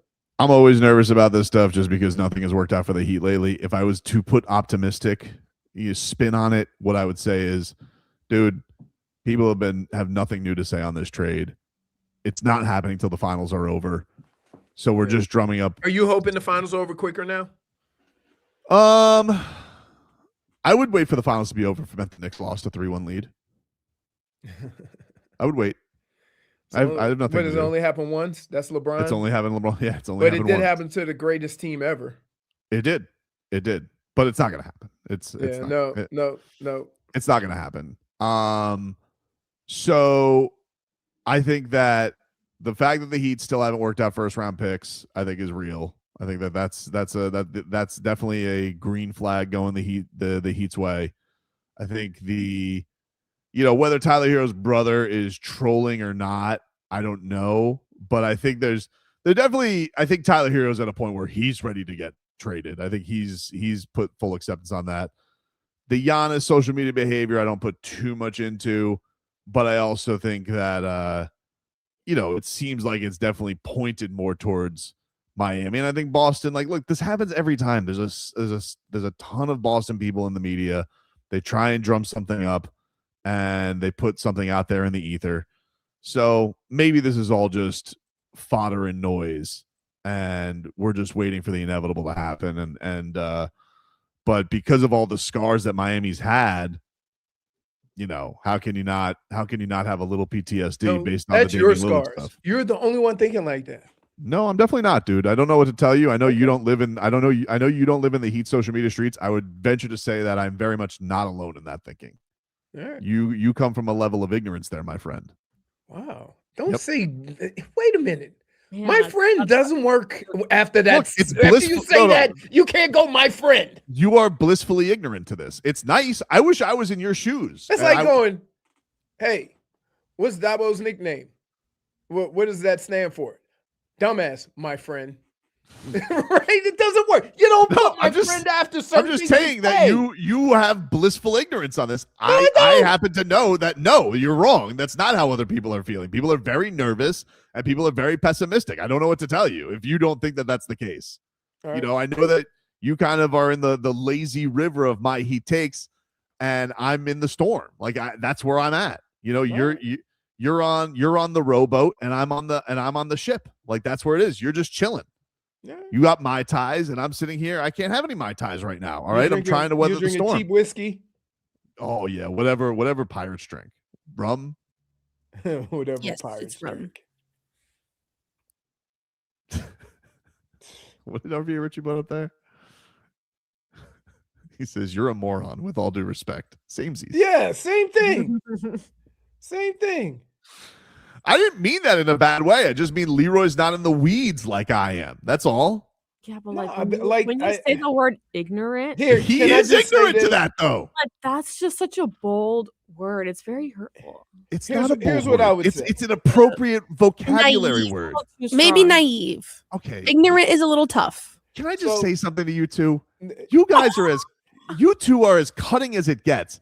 And two words that you've taken issue with me saying is calling the Spurs losers, which they are. Leroy and also Leroy took being- offense to it. And Leroy being ignorant, which he is. Wow, there you go again. Oh my So- god! Now he's Now here 10 is- toes down, doubling down. So here's the deal.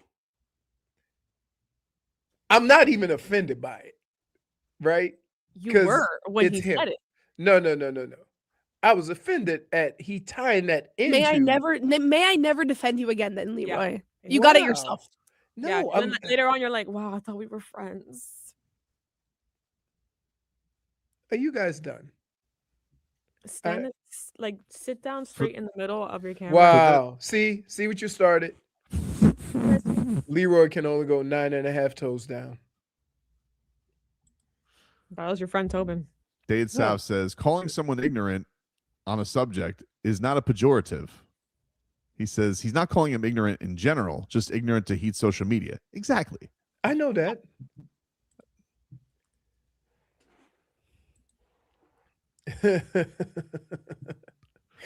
I would just say, like,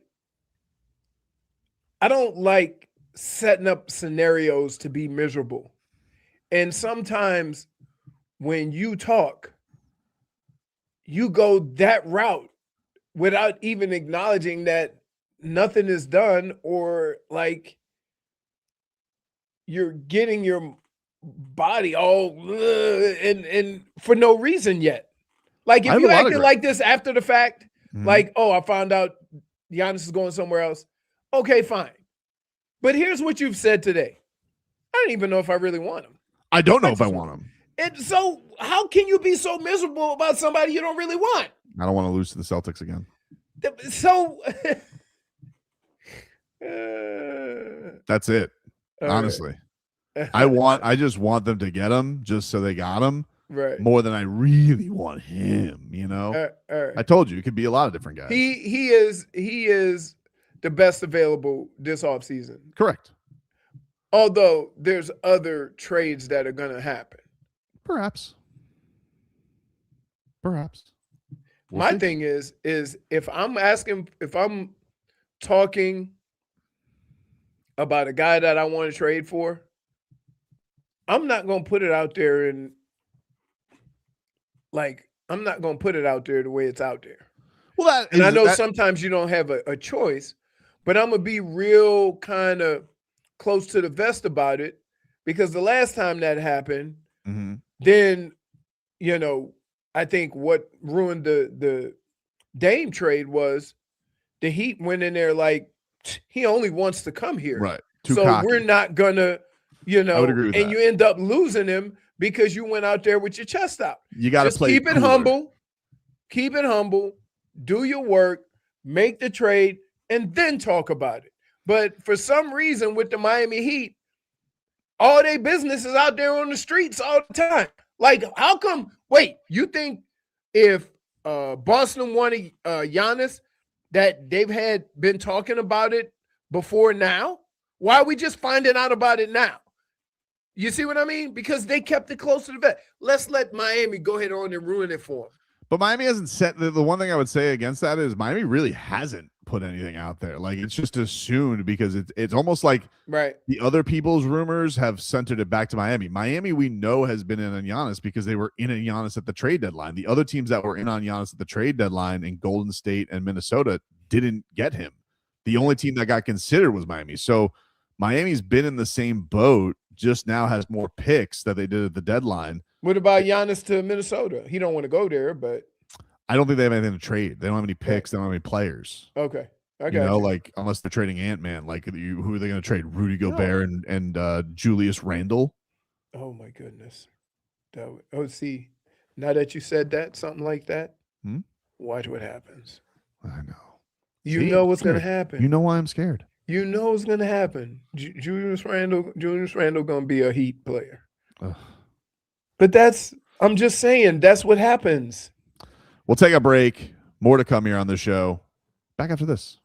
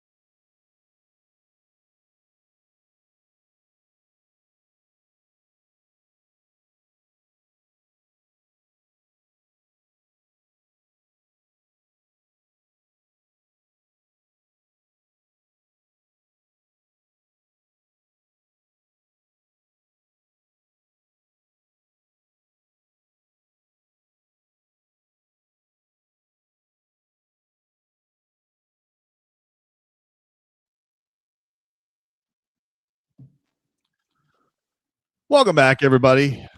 It's Tobin and Leroy here with you on FM 104.3 WQAM. And hey, tomorrow night at the bar in Coral Gables, Old Tobes, your favorite show pony, I'm going to be there for a Michelob Ultra watch party as we will watch the world's biggest tournament get underway with Team USA taking on Paraguay as they have their opening match. Looking forward to it. We'll have a lot of drinky poos. We'll have fun. We'll watch goals. We will have a lot of action and giveaways. Swag from the Michelob Ultra crew.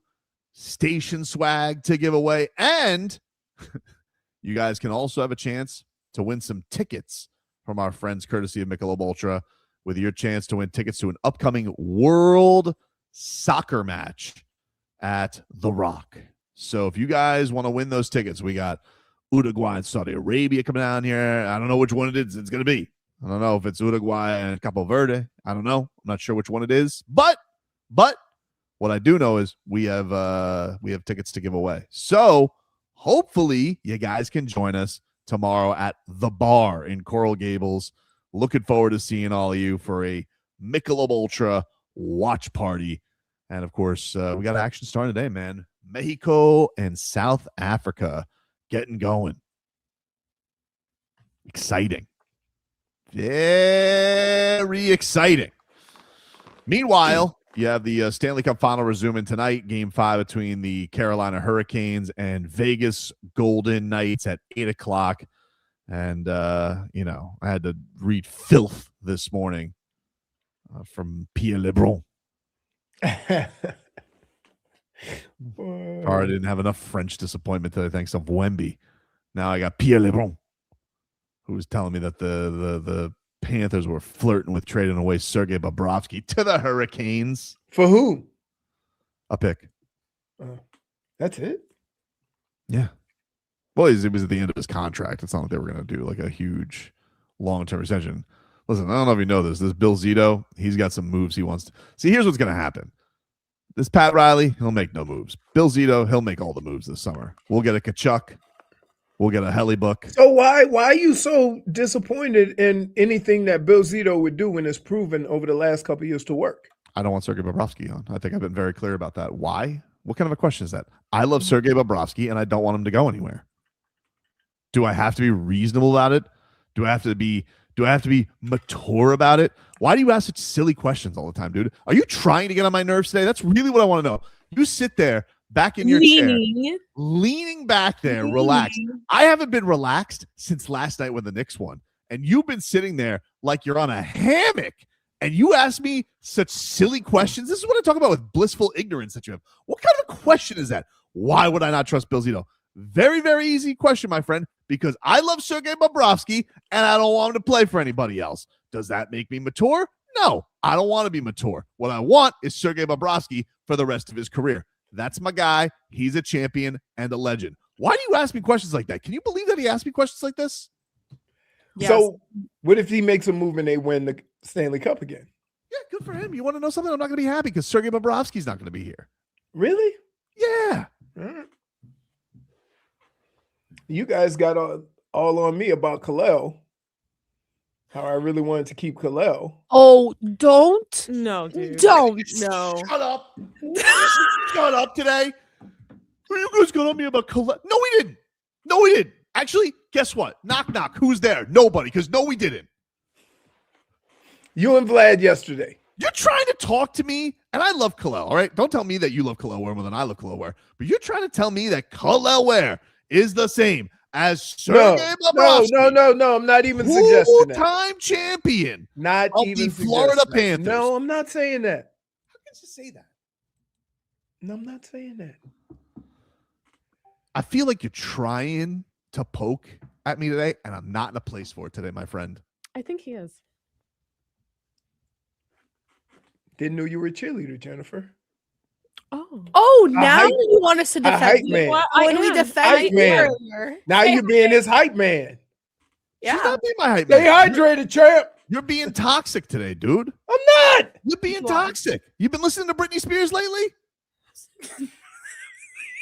For a second there, some, huh? You You're throwing the tasteful poison paradise at me, dude. Enough of this nonsense. Ridiculous. No, I'm not. I'm not turning into Frog Girl. We'll take a break. When we come back, we'll play a little Goosies. No Goosies next.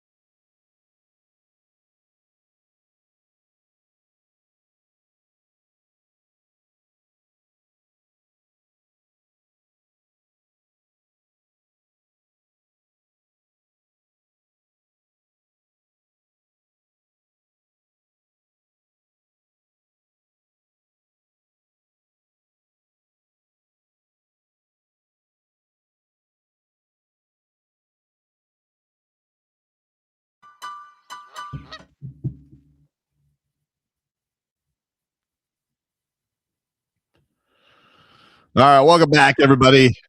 It is Tobin and Leroy here with you on FM 104.3 WQAM.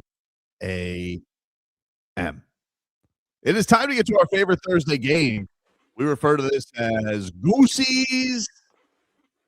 No Goosies. What do we have today, Brewer? Thank you so much, Honest Stoves. You're welcome. Okay, well, like you mentioned, the World Cup begins today. It does. It does. And believe it or not, even though I am not the biggest soccer fan in the world, I like me some World Cup. I like it. I'll watch. You said I like the World Cup a lot. I'll watch. You know what I like? Knockout stages. Okay, Leroy. Is anybody more like I'll get to it later than this guy in sports? You know, can I tell you why, or do you care? So here's the problem. Because it's I hate watching I hate watching these rounds here because it gets to the point where they say, oh, well, if he scores 2 goals and they have scored, they'll move on by aggregates and all. I don't want to figure all that out. Just watch the games, dude. Right. You don't know the difference anyway. Yes, I will. What are you talking about? You Okay, soccer head. We'll see when we get to it and I start asking you soccer questions. Go ahead. Ask me all the questions you want. I'm a purist. You're not going to have any idea. I'm a purist. Ask them at the bar. Yeah. Tomorrow. Purist. Tomorrow. You think it feels like an Otto Lopez home run day? This is not what we're doing right now. Yeah. Do you have Goosies or no Goosies? I have the Goosies. I'm excited. I have the Goosies for World Cup. Thank you so much for answering. I have the Goosies also. Goosies. What about you? How do you feel? Yeah, I have Goosies. Brittany, you feel like it's an Otto Lopez home run day? -1. -1. Stay on task. Stay on task. You guys get mad at me. Meanwhile. But you see, we go ahead and we make sure everyone gets their team leader here. It felt like an Otto Lopez home run day. I'm sorry, he's on fire. You know what? Just put it. Did you put it? Yeah. Okay. Awesome. Wait, did you think it was an Otto Lopez home run day? Did I think it was an Otto? I was going to say yes. Oh damn it! I'm gonna say no. How about that? What are your Goosies? I have Goosies. I love the World Cup. Excellent. What's number 2, Jennifer? Well, Jović, dude, will be playing for Serbia. Serbian's national title team in both FIBA World Cup qualifiers this summer. I have the Goosies because I believe that falls in line with my subscription, so I will be able to watch it. So I will be able to watch. So you bought a subscription in basketball that's not even done in English? No. Well, it is in English. No, the broadcasters are in English, but I still get to watch it, I think, until August. So happy you didn't cancel it. Hopefully, well, I did cancel it, but you know how when you cancel something, it gets to run through the subscription, which I believe goes till August. So I will get to watch Jović and Kasparas Jakačionas, who hopefully won't be a buck, but if he is, we'll miss you, Lithuanian lizard. But I got the Goosies. I love Eurobasket. You know me, Leroy.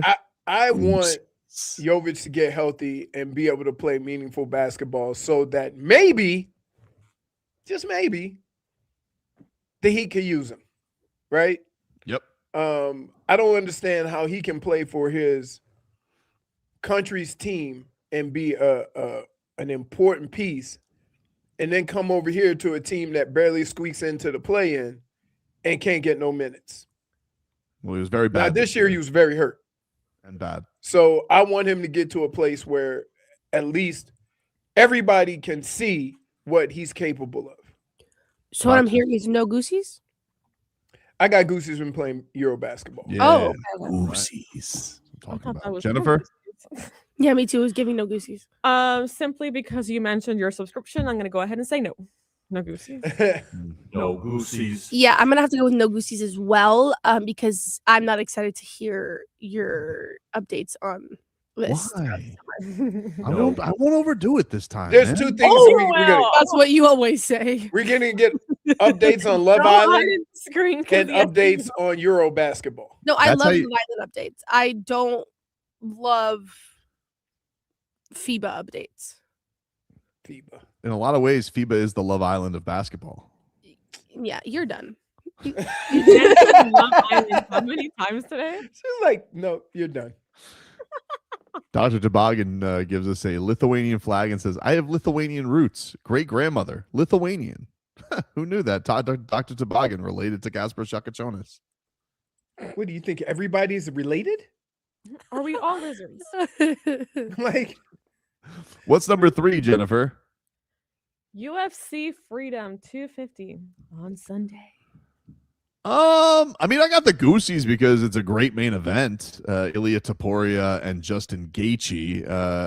Do I need all the theatrics for a great fight? No. I mean, I'll watch a fight at the fairgrounds, but You love the theatrics. I'm kind of interested in seeing what's gonna happen, including there could be a monsoon in the middle of it, which I'm a little curious to see how they deal with. I mean, they have a claw canopy. It's a bit strange looking, but I have the Goosies. It's still a fight night. Leroy? No Goosies. It's gonna pour, and it's gonna be a slip and slide out there, and they're gonna try to make it work, and it's just not gonna. No. Jennifer? No Goosies. No Goosies. No interest. Brittany? Yeah, no Goosies. No Goosies. I already don't watch fighting, and let alone on the lawn of the front of the White House. I understand. So, fine. Listen, F1 tries with their little theatrics and tricks. It doesn't work for me either. Hey, what's F1 theatrics and what tricks? what theatrics has They race in the rain? They have a race in the middle of Miami Gardens. What do you mean? What theatrics are there? What does that have? Weren't you applauding this a couple months ago? Was I? Yeah, you were. See, I don't here recall. he goes. Here he goes. I definitely Very don't recall impressive, that. and I like that they brought. It's cool that they're bringing F1 to America. I probably was just lying for a promo. So when it, We have no F1 promo. Brittany do it in Vegas, in Miami, and Austin, Texas. In Texas, okay, Austin. Circuit of the Americas. Isn't that where Texas is? The University of Texas in Austin, right? No, University of Texas. Yes. So they're doing it in a college town. Wow, that's crazy. Well, Austin is not only a college town; it's actually it's a bigger town in Texas. They do it on the outskirts. Sorry, I just. So it's not really in Austin, just like it's not in Miami. It's in Austin. Oh, Miami Gardens is still Miami, Leroy. It's not Miami Beach, but it's Miami. It's like saying Miami-Dade County or Homestead. Yeah, like come on, Redlands. I mean, really, F1 is next to a Walmart, though. I mean, let's be real. So they can have Super Bowls there, but they can't have Grand Prix. I seen a naked lady crossing the street right where they do F1. I'm gonna reiterate. I am going to reiterate. You ever been to 441 and 199? That happens also in Vegas, don't it? Right next to that sub shop. Hey, you don't think naked people would be in Miami Beach if it was in Miami Beach? Not these Not kind those of naked kind. people. Not those kind. Not these kind No, of oh no. These are the. If I'm on Miami Beach, there's a different kind of naked. Yeah. I'm gonna reiterate. Miami Beach naked and Miami Gardens naked are What not the about same. all over naked? Not the same. One hops into a Lamborghini, the other one's shaking a cup. I don't know, I don't know how it's just separated. Yeah, Miami Have Gardens. Super Bowls there, but they can't have F1 races. Like what? There's a lady there who will be topless, but also is so wrinkled that you think she could grant you wishes with her nudity. Like, yeah, like she's seen the way of the world. Like, no, it's not the same as South Beach. South Beach, everything's perky, pointing up, everything's going. It's a great day. This You go to lady, Miami, not the same. Yeah, she got a pair of chameleon eyes on her. They're pointing in two different directions. Yep. You guys are done. I love how Leroy has been leaning on his chair this entire time, but when he's talking about Perked up. perking things up, Perked up. he perked up. When in his microphone. Anyway, where were we at? I don't know. Okay. Oh yeah, number 4. LeBron James is curious about playing with the Warriors. I got no Goosies for this. Like, we should have respect on some rivalries, and Steph Curry versus LeBron James was a rivalry for a long time. I don't like the idea of them teaming up. I think it's lame. There's 29 other teams. Go find one, LeBron, not the Warriors. Also, Draymond Green, you guys had an infamous moment together. Now you're going to be teammates. It's stupid. They could all eat Melba toast together because they're all old as hell. It is an old as hell team. That's true. But I don't like the idea of it, No? Can we keep some, we don't have to cross over every comic book. You know what I mean, dude? Sometimes Aquaman doesn't need to hang out with Green Lantern. Why you pick two bum ass They'll pass their prime. I don't want to go Superman, Batman. I mean, right now that seems a little bit strong for them. No Goosies though. You? I'm not. I got Goosies. Like, why not? Goosies. Why not? Like, let them go out the way they want to go out. If they want to play together and when they're both 40 plus, let them go out that way. Like, they earned it. Jennifer? Werthers. No, I do not have the Goosies. No Goosies. Brittney? I don't have the Goosies because I've never been a fan of the if you can't beat them, join them mentality. No Goosies. But neither one of them are beating anybody. Except a little bit of father time. Yeah. All the time. No, but I don't know. I feel like that's like watering down, like Tobin said, it's watering down the rivalry. Like, I just can't imagine them. When you're 40-something years old, there's no rivalry no more. I have an opinion. Yeah, sure. No, you can. I'm just saying. When you're 40-something years old and both of them are sitting in rockers, like, just have some fun together. You know what they say about the Have old? fun on the golf course. What do they say about the old? They love being in groups. They say that? They like being alone. Hey, I was more impressed at her response came quickly. Was that the first thing that hit your mind? Listen, Leroy, I'm on my toes all the time. Because we all looked at her like, and Tobin said the thing we were all thinking, did they say that? I don't think I've ever heard that one. And unlike Tobin would say yes. She went, nope. They don't. Nope, they don't say that. We'll take a break, get you caught up with your headlines. We're back after this.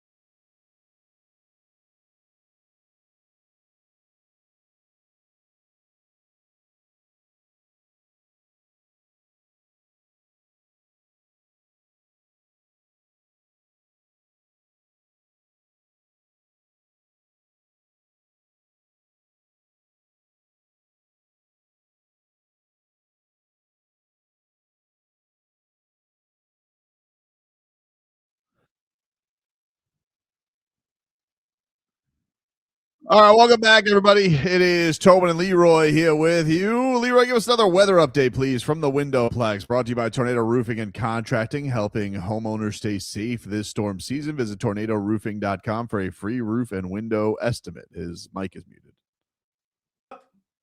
It's I would say 15, gusting a little bit higher than that. It's getting a little more cloudy here out west. And the temperature is looks like it might be pushing 90. They say the heat index this weekend. The heat index better get me Giannis. I thought you didn't want him. I just don't want to lose him to the Celtics. So it's about the game. It's about the hunt. It's not even about what you catch. Yeah. It's the principle. Right. It's the principle, dude. It's the principle. principle. Exactly. Headlines. Those are brought to you by Doral Hyundai. In Miami, we go to the beach for a little solcito. And when we want a low price, you save with your Pricito. Save now with your Pricito at Doral Hyundai. Marlins about to get underway here. That'll be on the AM dial for those who want to partake. Some of us have an Otto Lopez prop bet on a homer today because he's hitting the cover off the ball left and right. So that's going on as they will wrap up this series with the Arizona Diamondbacks tonight in the NL. Can I just say something, by the way? I know sometimes I've been accused of being petty, which I don't really agree with. I think I'm reasonable in my beefs. You remember this horse's ass, Troy Johnston? The fullback? No. What? Who? I have no idea who you're talking about. He's a right fielder for the Colorado Rockies. Oh, he used to play for the way Marlins. off. Remember when he was... Go ahead, Brittany. No, sorry, he's the one that talked crap about Miami's fans, right? Exactly, dude. He was. This was Troy Johnston none too long ago when talking about Colorado. So coming from the Miami Marlins, when I walk around Miami, I never saw a Miami Marlins jersey. I never saw a Miami Marlins hat. I saw nothing of the sort. When I'm walking around downtown Denver, they are really excited about the Rockies. They want the Rockies to be good. This is a sports town. We are trying to put a good product on the field. I think Paul's done a great job of that. I've never seen so many supporters of one team that I've actually been a part of and that I've been on. So this city and this team wants to win, and we're going to try to put the best product every night and do our best to win. Okay. All right. Cool story. Cool story. Well, the Rockies are in last place. I don't know if you guys know that, if you've been following Colorado Rockies baseball lately, but they are in last place. And yesterday, well, I don't know if this was yesterday or over the weekend, Warren Schaefer, who is their third base coach, he had some thoughts because apparently this was he's actually their manager now. This was his thoughts on why when they go to Coors Field, there's so many fans of other teams. Listen, yeah, I get asked this question a lot, not just from you, Patrick. And it's not just the Cubs, man. Yeah. Dodgers, it's blue over on that side because when I coached third base, I would go down there. It was like enemy territory on that side of the field. Cardinals, all red over there. Listen, does it bother me? Absolutely it bothers me. Do I notice it? You absolutely notice it. How can't you notice it? It's loud for the other team in our own ballpark. Now, how much is that on us? I would say all of it's on us. I would say that when we start winning a ton of games, which isn't that far in the future, that the blue is going to morph into purple. I'm colorblind, so it looks the same, but it to other people, it's going to be more purple, and I look forward to that day. And the only people we have to blame are ourselves for that. Accountable. What happened, Troy Johnston? What happened to the incredible atmosphere? Why don't you mind yourself next time, okay? Nothing of the sort. Actually, nothing of the sort is your team this year in last place. Anyway, that was my beef with Troy Johnston, that's been sticking with me since the second week of April. Wrong. Yeah, loud wrong Troy Johnston. Don't even spell your name right with an extra T in there. I mean, is he that good for us to even care? He's having a nice season, you know. Okay. But the point is, just mind your business, dude. All right. Right. You know, you catch a lot more flies with honey than vinegar. And this guy, he was spitting vinegar. unprofessional. So I'm glad that his manager told him to stick a cork in it, basically. Because he basically blamed you, Troy Johnston. I hope you blame yourself. Where all those Rockies hats went. Too many Ohtani jerseys walking around Coors Field for your manager's liking. Whose fault is that? Anyway, baseball.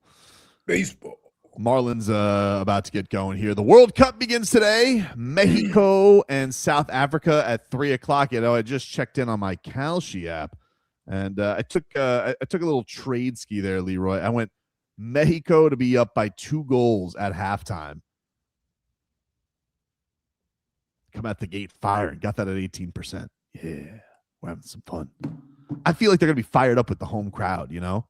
And then they can, what do they call it? Park the bus. That's soccer. What? Exactly, dude. It's a soccer term. It's a soccer term. Oh, so they can just sit back and kick the ball around and do nothing? Essentially, it means that like they just play defense. They're not really going for goals. Yep, but they're going to go for goals in the first half. So that's why I took him on Kalshi. Thanks, Smeathan. You go, boy. What do you say?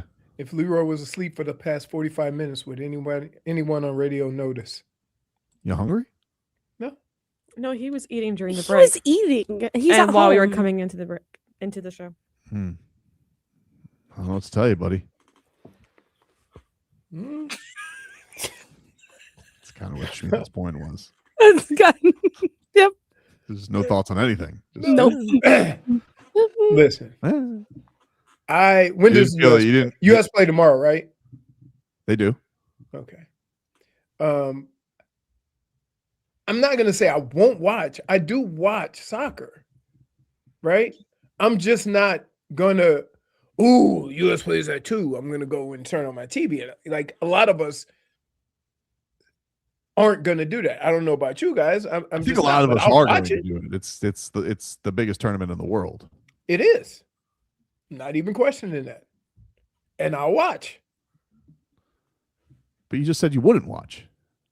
That's not what I said. It is what you just said. I said I'll watch, but I'm not gonna, like, when you ask me, are you gonna watch this? That means that, such and such game starts at 1. I'm sitting in front of my TV waiting for it. What is this? Leave it to Beaver? Like you gather around the television for it to tune in? Tune it on when you want to turn it on. You don't have to go like heavens to Betsy. I'm sitting here on the couch. I can't wait for it to be there. Dick Van Dyke is on. Dick Van Dyke. I don't know. The old love Dick Van Dyke. Do they? Do they? Do they? Do they? I think they do. No. Do they not? No. I mean, No. Well, there's that. Marlins are underway, by the way. 1 out there in the top of the first. Hey, let me tell you guys something. Speaking of that biggest soccer tournament in the world, it gets underway in just a mere matter of hours, and you can trade the entire tournament on Kalshi. Just did it. Mexico, South Africa, got a trade in for the first half of that game. Mexico to be up by over 1.5 goals by the time we get to halftime. On Kalshi, you can trade every match from the opening stage all the way to the final. Tomorrow, USA starts up against Paraguay from Los Angeles, and the Stars and Stripes currently trading at 50% to win their opening match. So a $100 trade pays out at $200. We got matches coming down here in South Florida, Uruguay and Saudi Arabia. Uruguay is 68% to win. So a $100 trade gets you $148 on the payout. You can follow the finals, however much longer is left between New York and San Antonio, and all the trade movement of the Miami summer maneuvers. On Kalshi, you're trading against peers in the live market, meaning there's no house, and the probability changes so you can buy in or out of your position. And for a limited time, you download the Kalshi app, use code Tobin to get $10 when you trade 10. Kalshi, Kalshi. Trade the beautiful game. 18 plus only. Restrictions and eligibility requirements apply. Event contract trading involves risk and may not be suitable for all investors. Prices, values, and available markets may differ from those mentioned. For more information, see Kalshi.com/regulatory.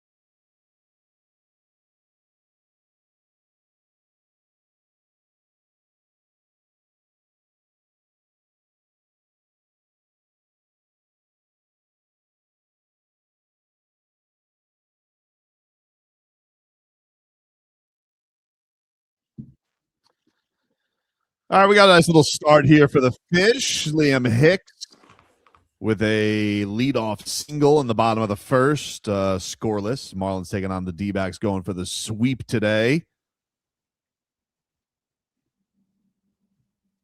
Liam Hicks getting it going. He's had a nice little series, getting himself right after a little bit of a slumskis. Somebody said Tobin watching TV dressed as a chimney sweep. Do I look like a chimney sweep? I don't really get it. Me neither, but it sounded funny. Fair enough. So why did you say it? I said I don't get it, but it just sounds like it's fat shame. That's why. no. I don't know. I said this. I thought the same thing Tobin did. What does a chimney sweep look like? Dade South says Dick Van Dyke reference. Is that what his job was? Oh, Or no. that was in Mary He Poppins, was right? in Mary Poppins. Yeah, he was a chimney sweep in Mary Yes, Mary he Poppins. was. Would you believe me? If Oh. I never saw that movie. See that? I actually, And they call me old. I really actually do believe that you haven't seen it. You haven't seen a lot of movies.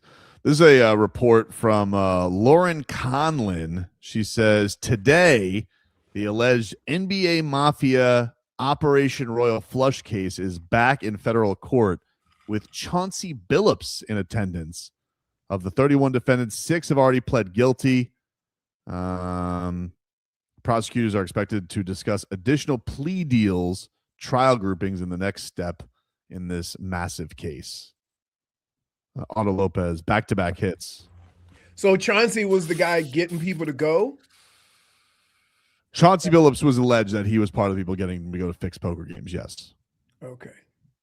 Which is why he was put in handcuffs and not coaching the Blazers this year. Right. Liam Hicks, little two intangibles to make that to third, buddy. Otto Lopez got another hit to start, and Liam Hicks tried to go from first to third.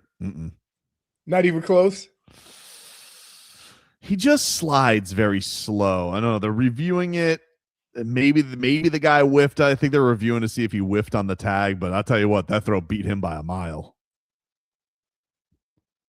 Nah, he's out. They're like, never mind. It's Liam Hicks running. We're good. We're good here. But yes, Chauncey Billups, I mean, if he's at attendance, yeah, I don't know. He might be the next one to plead guilty. The only guy who has not pled, that would leave, if he did plead guilty, though, that would leave Rozier as the only guy to not plea yet in this case. And obviously they brought even more charges to him. But they're not, I don't think Chauncey and Terry are connected in any way.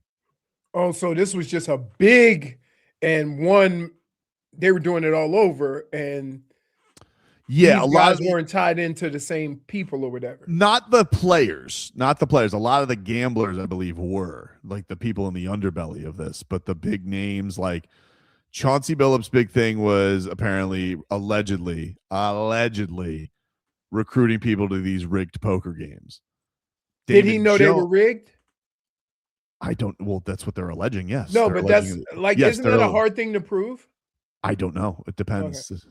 I don't know. I would say it probably is hard to prove, but if the federal government has all these defendants and people are snitching on each other, I would imagine it's less hard to prove. That's true. That's what they want. Like who they can get to the deal first. Whoever deals first. Yep. But the problem is when you have like people that aren't as big a name as say Terry Rozier or Chauncey Billups, if they snitch, like it's not apples and apples, right? They snitching on somebody that has a lot more to lose, and like giving them a deal means nothing. You want the big fish. Would agree. Yes, I would think like the big prize, like if you're a prosecutor, the big thing is you want to catch the most famous name, right? Right. Like that's what gets you the headlines. Like if Chauncey Billups flips on Johnny Two Thumbs, like I don't feel like that's quite as big a get. It's like, oh yeah, Johnny Two Thumbs was not on the up and up, shocker. Right.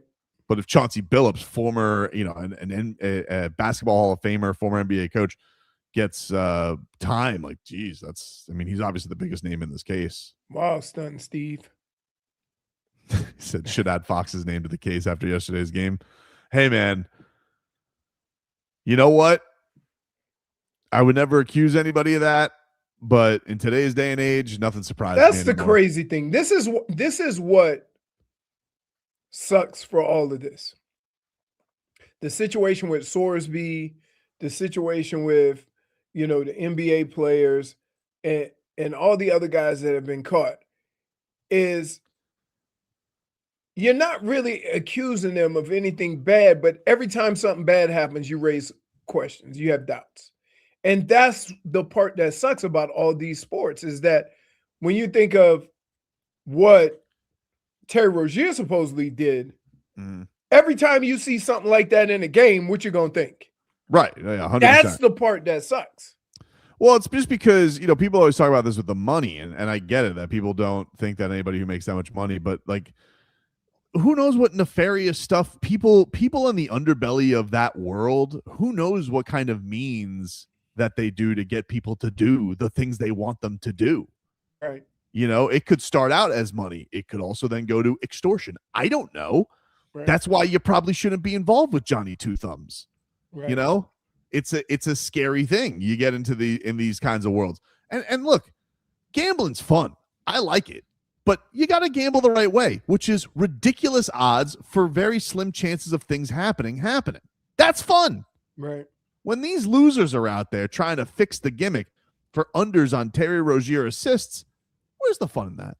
First of all, it's Terry Rozier assist. Exactly, dude. Who's having fun watching Hornets games? Now, my question is that, like, even you right now, right? When you talk about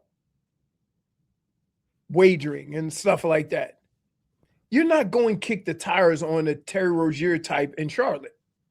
No. You're looking at the games that are on TV, the games so that in itself would raise an eyebrow. If you're betting on Charlotte and you're not in Charlotte. Do you think that that's ever happened with all the action on the Julian Hill touchdowns that the Hard Rock got? Or do you think that they were like, no, we know that's Tobin? Yeah, I mean, what, the $100 that Julian Hill got bet on for the whole year? Yeah. Do you think that we know who that is? We're good. And you were betting for the good. You weren't betting him not to get a cash. I never bet against. I don't bet unders and I don't bet against. I hate it. It's not fun. It's not fun to me. I don't like betting unders. I think it's a weird thing because then you're gonna root against good basketball. I don't like that. Or good football. It's not. You guys do whatever you want to do when you gamble. I'm just telling you, when I gamble, it's not what I root for the most of whatever my team can go for. So if I'm like, oh, I'm gonna root under Bam Adebayo 18 points, like terrible. I don't have fun. I would just not bet them. I just don't bet them. Like if you got to one, I'm going so and so under. I'm like, no, I'm out. Skip Bayless is weighed in. Oh.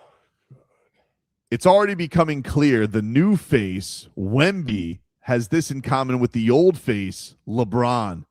No clutch gene. Late missed game winners, missed crucial free throws. He did miss 2 free throws. Yeah. Killer turnovers. Disappeared in last night's second half.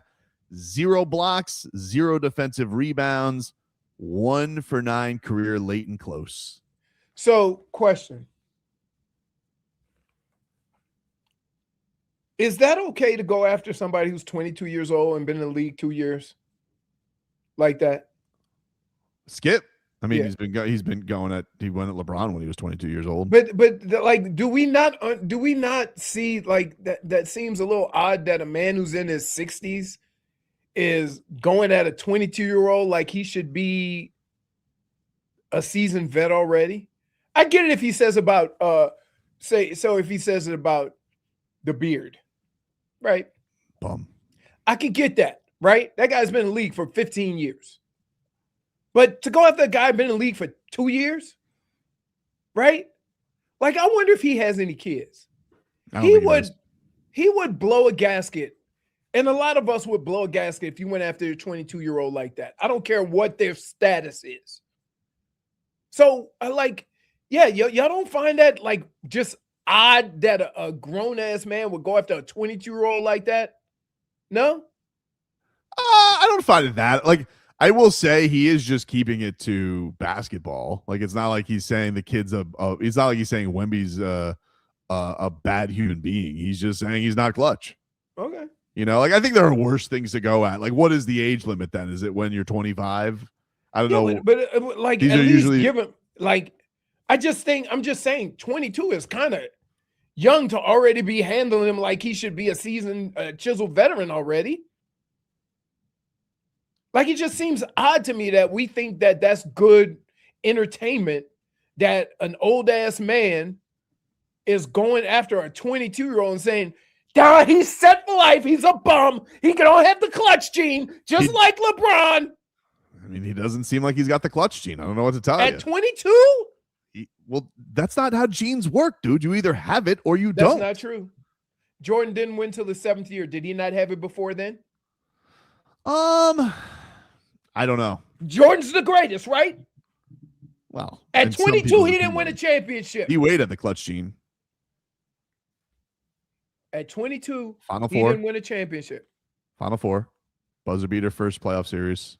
Eastern Conference Finals championship.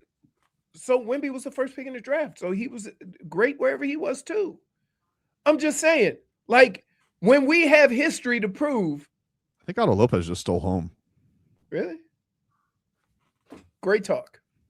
Sorry. Got distracted. I think he just stole home, though. Oh, no, he didn't. Sack fly? And it wasn't even. My bad. I was wondering how they scored without a hit. I was talking to you.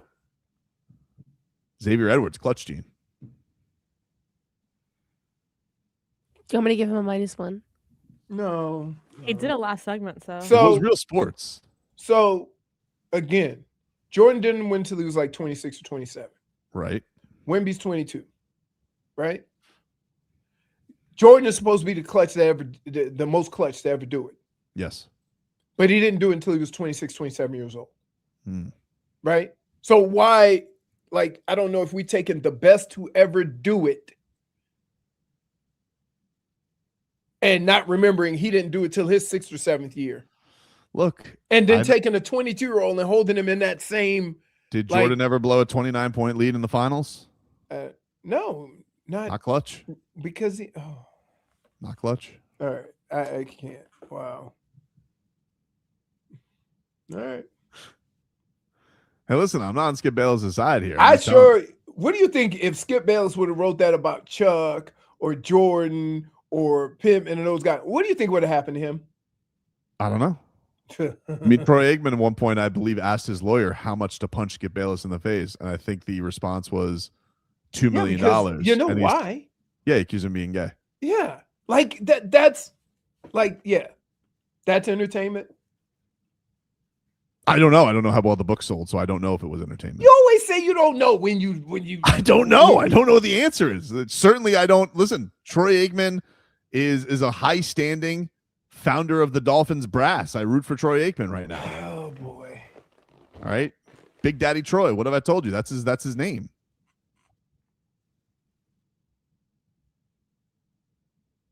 Take a break. Final segment coming on up. We're back after this.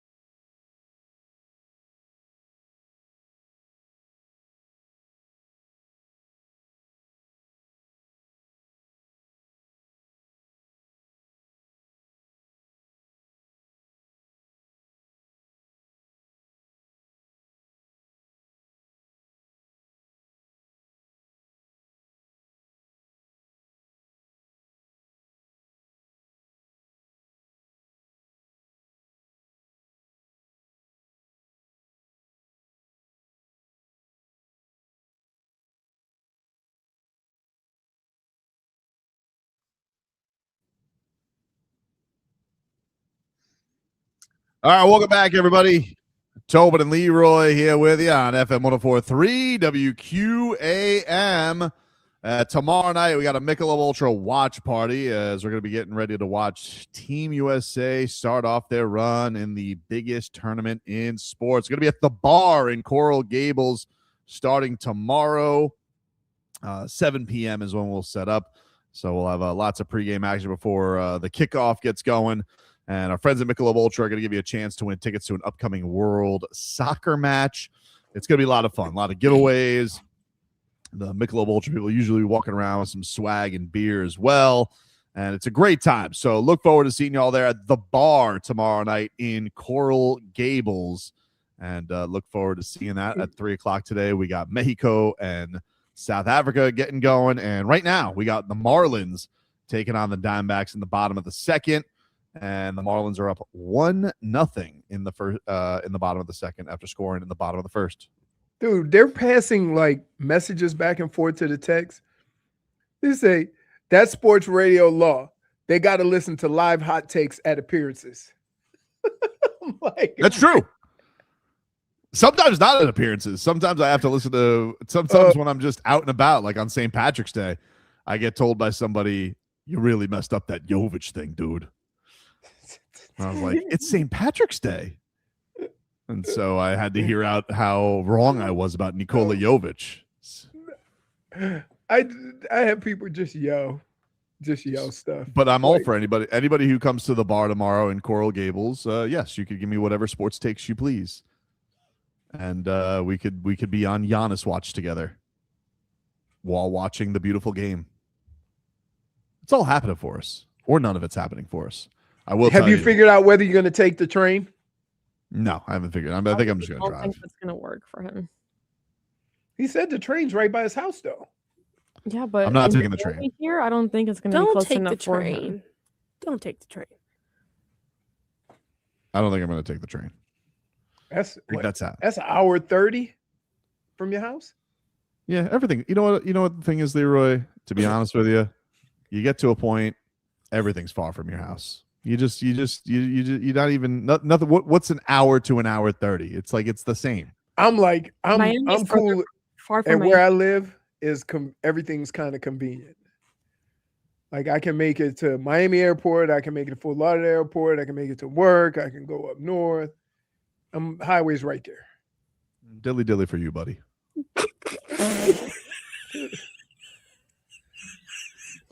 You two have the been highway's going. there for everyone, but like it's the time that takes.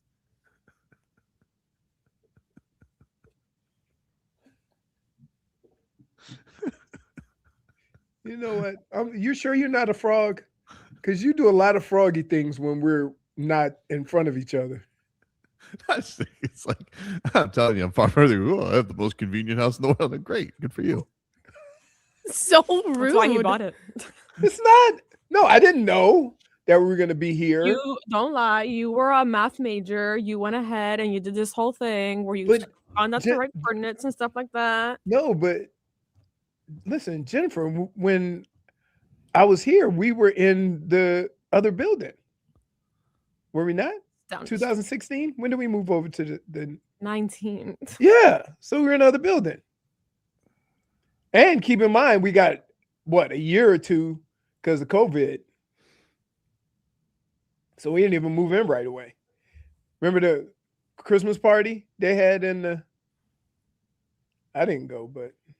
Well, then why do you remember it? Yeah, I do remember the one that was in the building. Because they had porta potties. They did. That's a big no on my list.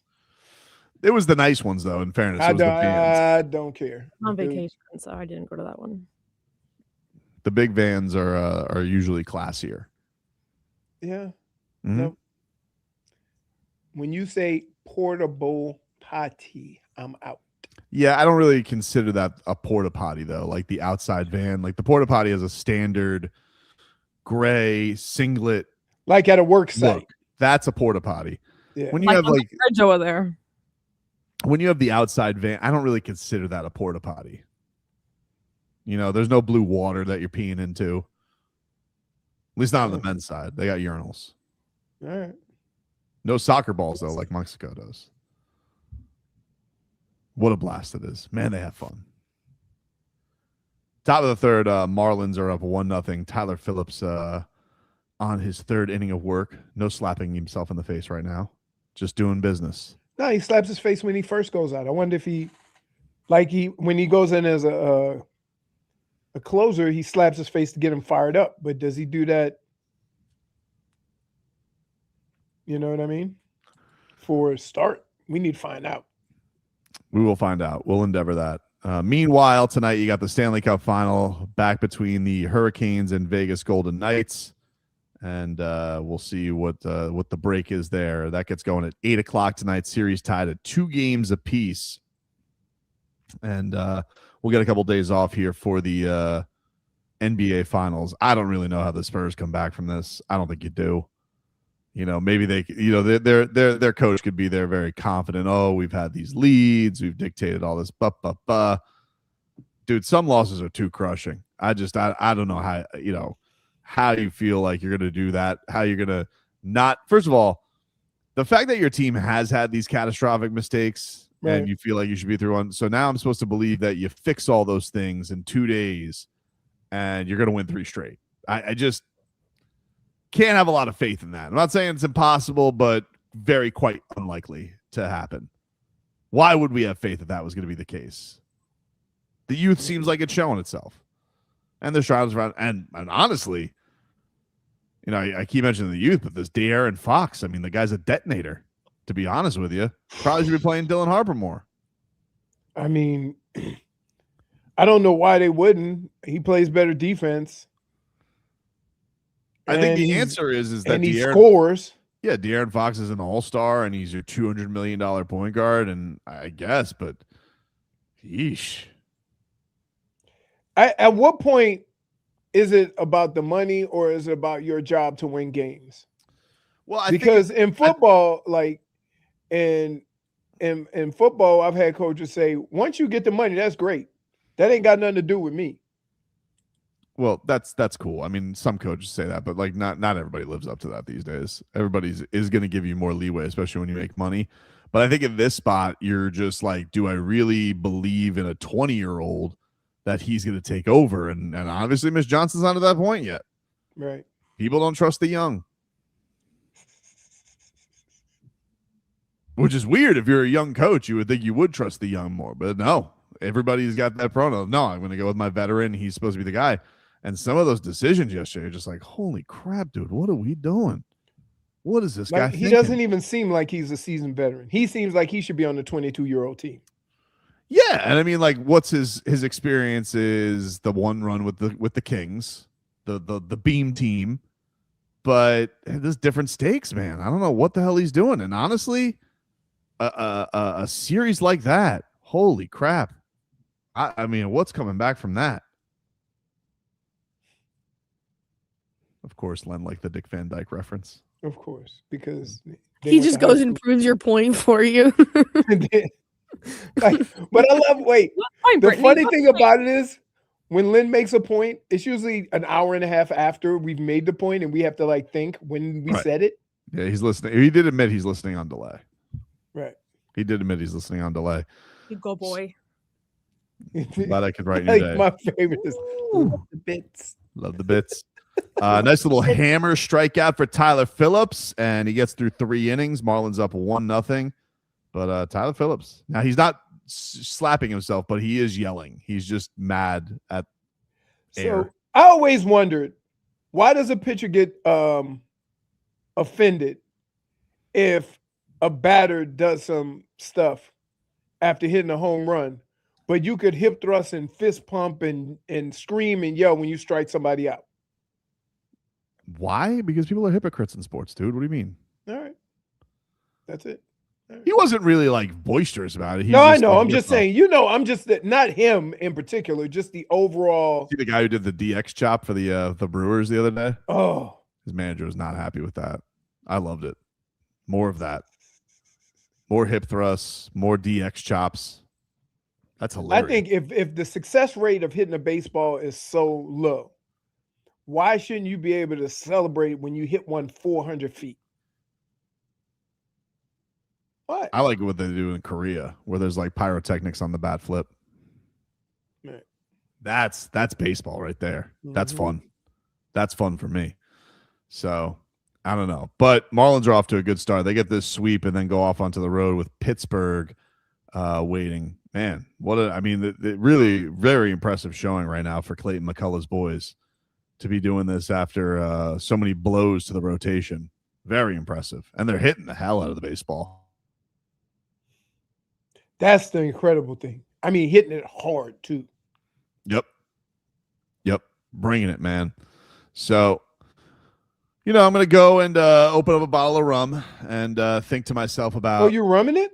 Yeah, I think I'm rumming it today because I think I want to just like soak my woes in and think about how we're not getting Giannis, and how the Celtics are going to get him. So you're doing petty, like yeah, I got a lot of things. I just preempted miserable drinking? Yeah, I think so. I think I got to have a day of just misery. We'll see. But I think I need a day. I think I just need to. It's been all just sunshine and rainbows too much. Just back to reality. My summer's ending in sadness. That's what we need to be back to. Right. That's where weher at. You're so positive. I love it. Thank you. Things will get better around 9:00 when Love Island comes on. But other than that, what else do we have? Nothing. Oh, I can't wait for Marlins Sunday. game here and there. Cannot wait. Leroy wants play-by-play with No, I don't. Yeah, he does. Yeah, you do. So No, send I it in the don't. group chat. No, I'm not gonna give you play-by-play of Game of Thrones. I mean, I don't care. Just don't do it for them. Yeah, exactly. Can I just tell you, I've seen not one episode of Love Island. So we couldn't get tell. ready for tonight. You said the same thing about Game of Thrones, by the way, and I will tell you, Love Island way better than Game of Thrones. No, it's not. Okay, well you're wrong. You haven't seen it, so how would you know? It's way better than Game of Thrones. No, way better. And I'll tell you one thing, it's way better than House of the Dragon. House of the Dragon sucks compared to Love Island. Compared to Love Island, yeah, dude, come on. You throw a dragon out there, you got the big dragon. That's all they got. They have a good open, they have a good close. They fluff it for 6 episodes. Love Island, always strong. Always strong. Yep. That's our show for today, everybody. We'll talk to you rascals tomorrow. I'm sure his nut water doesn't taste very good. That was her way of subliminally. You go, boy. Nope. Giannis. I'll see y'all when I see y'all.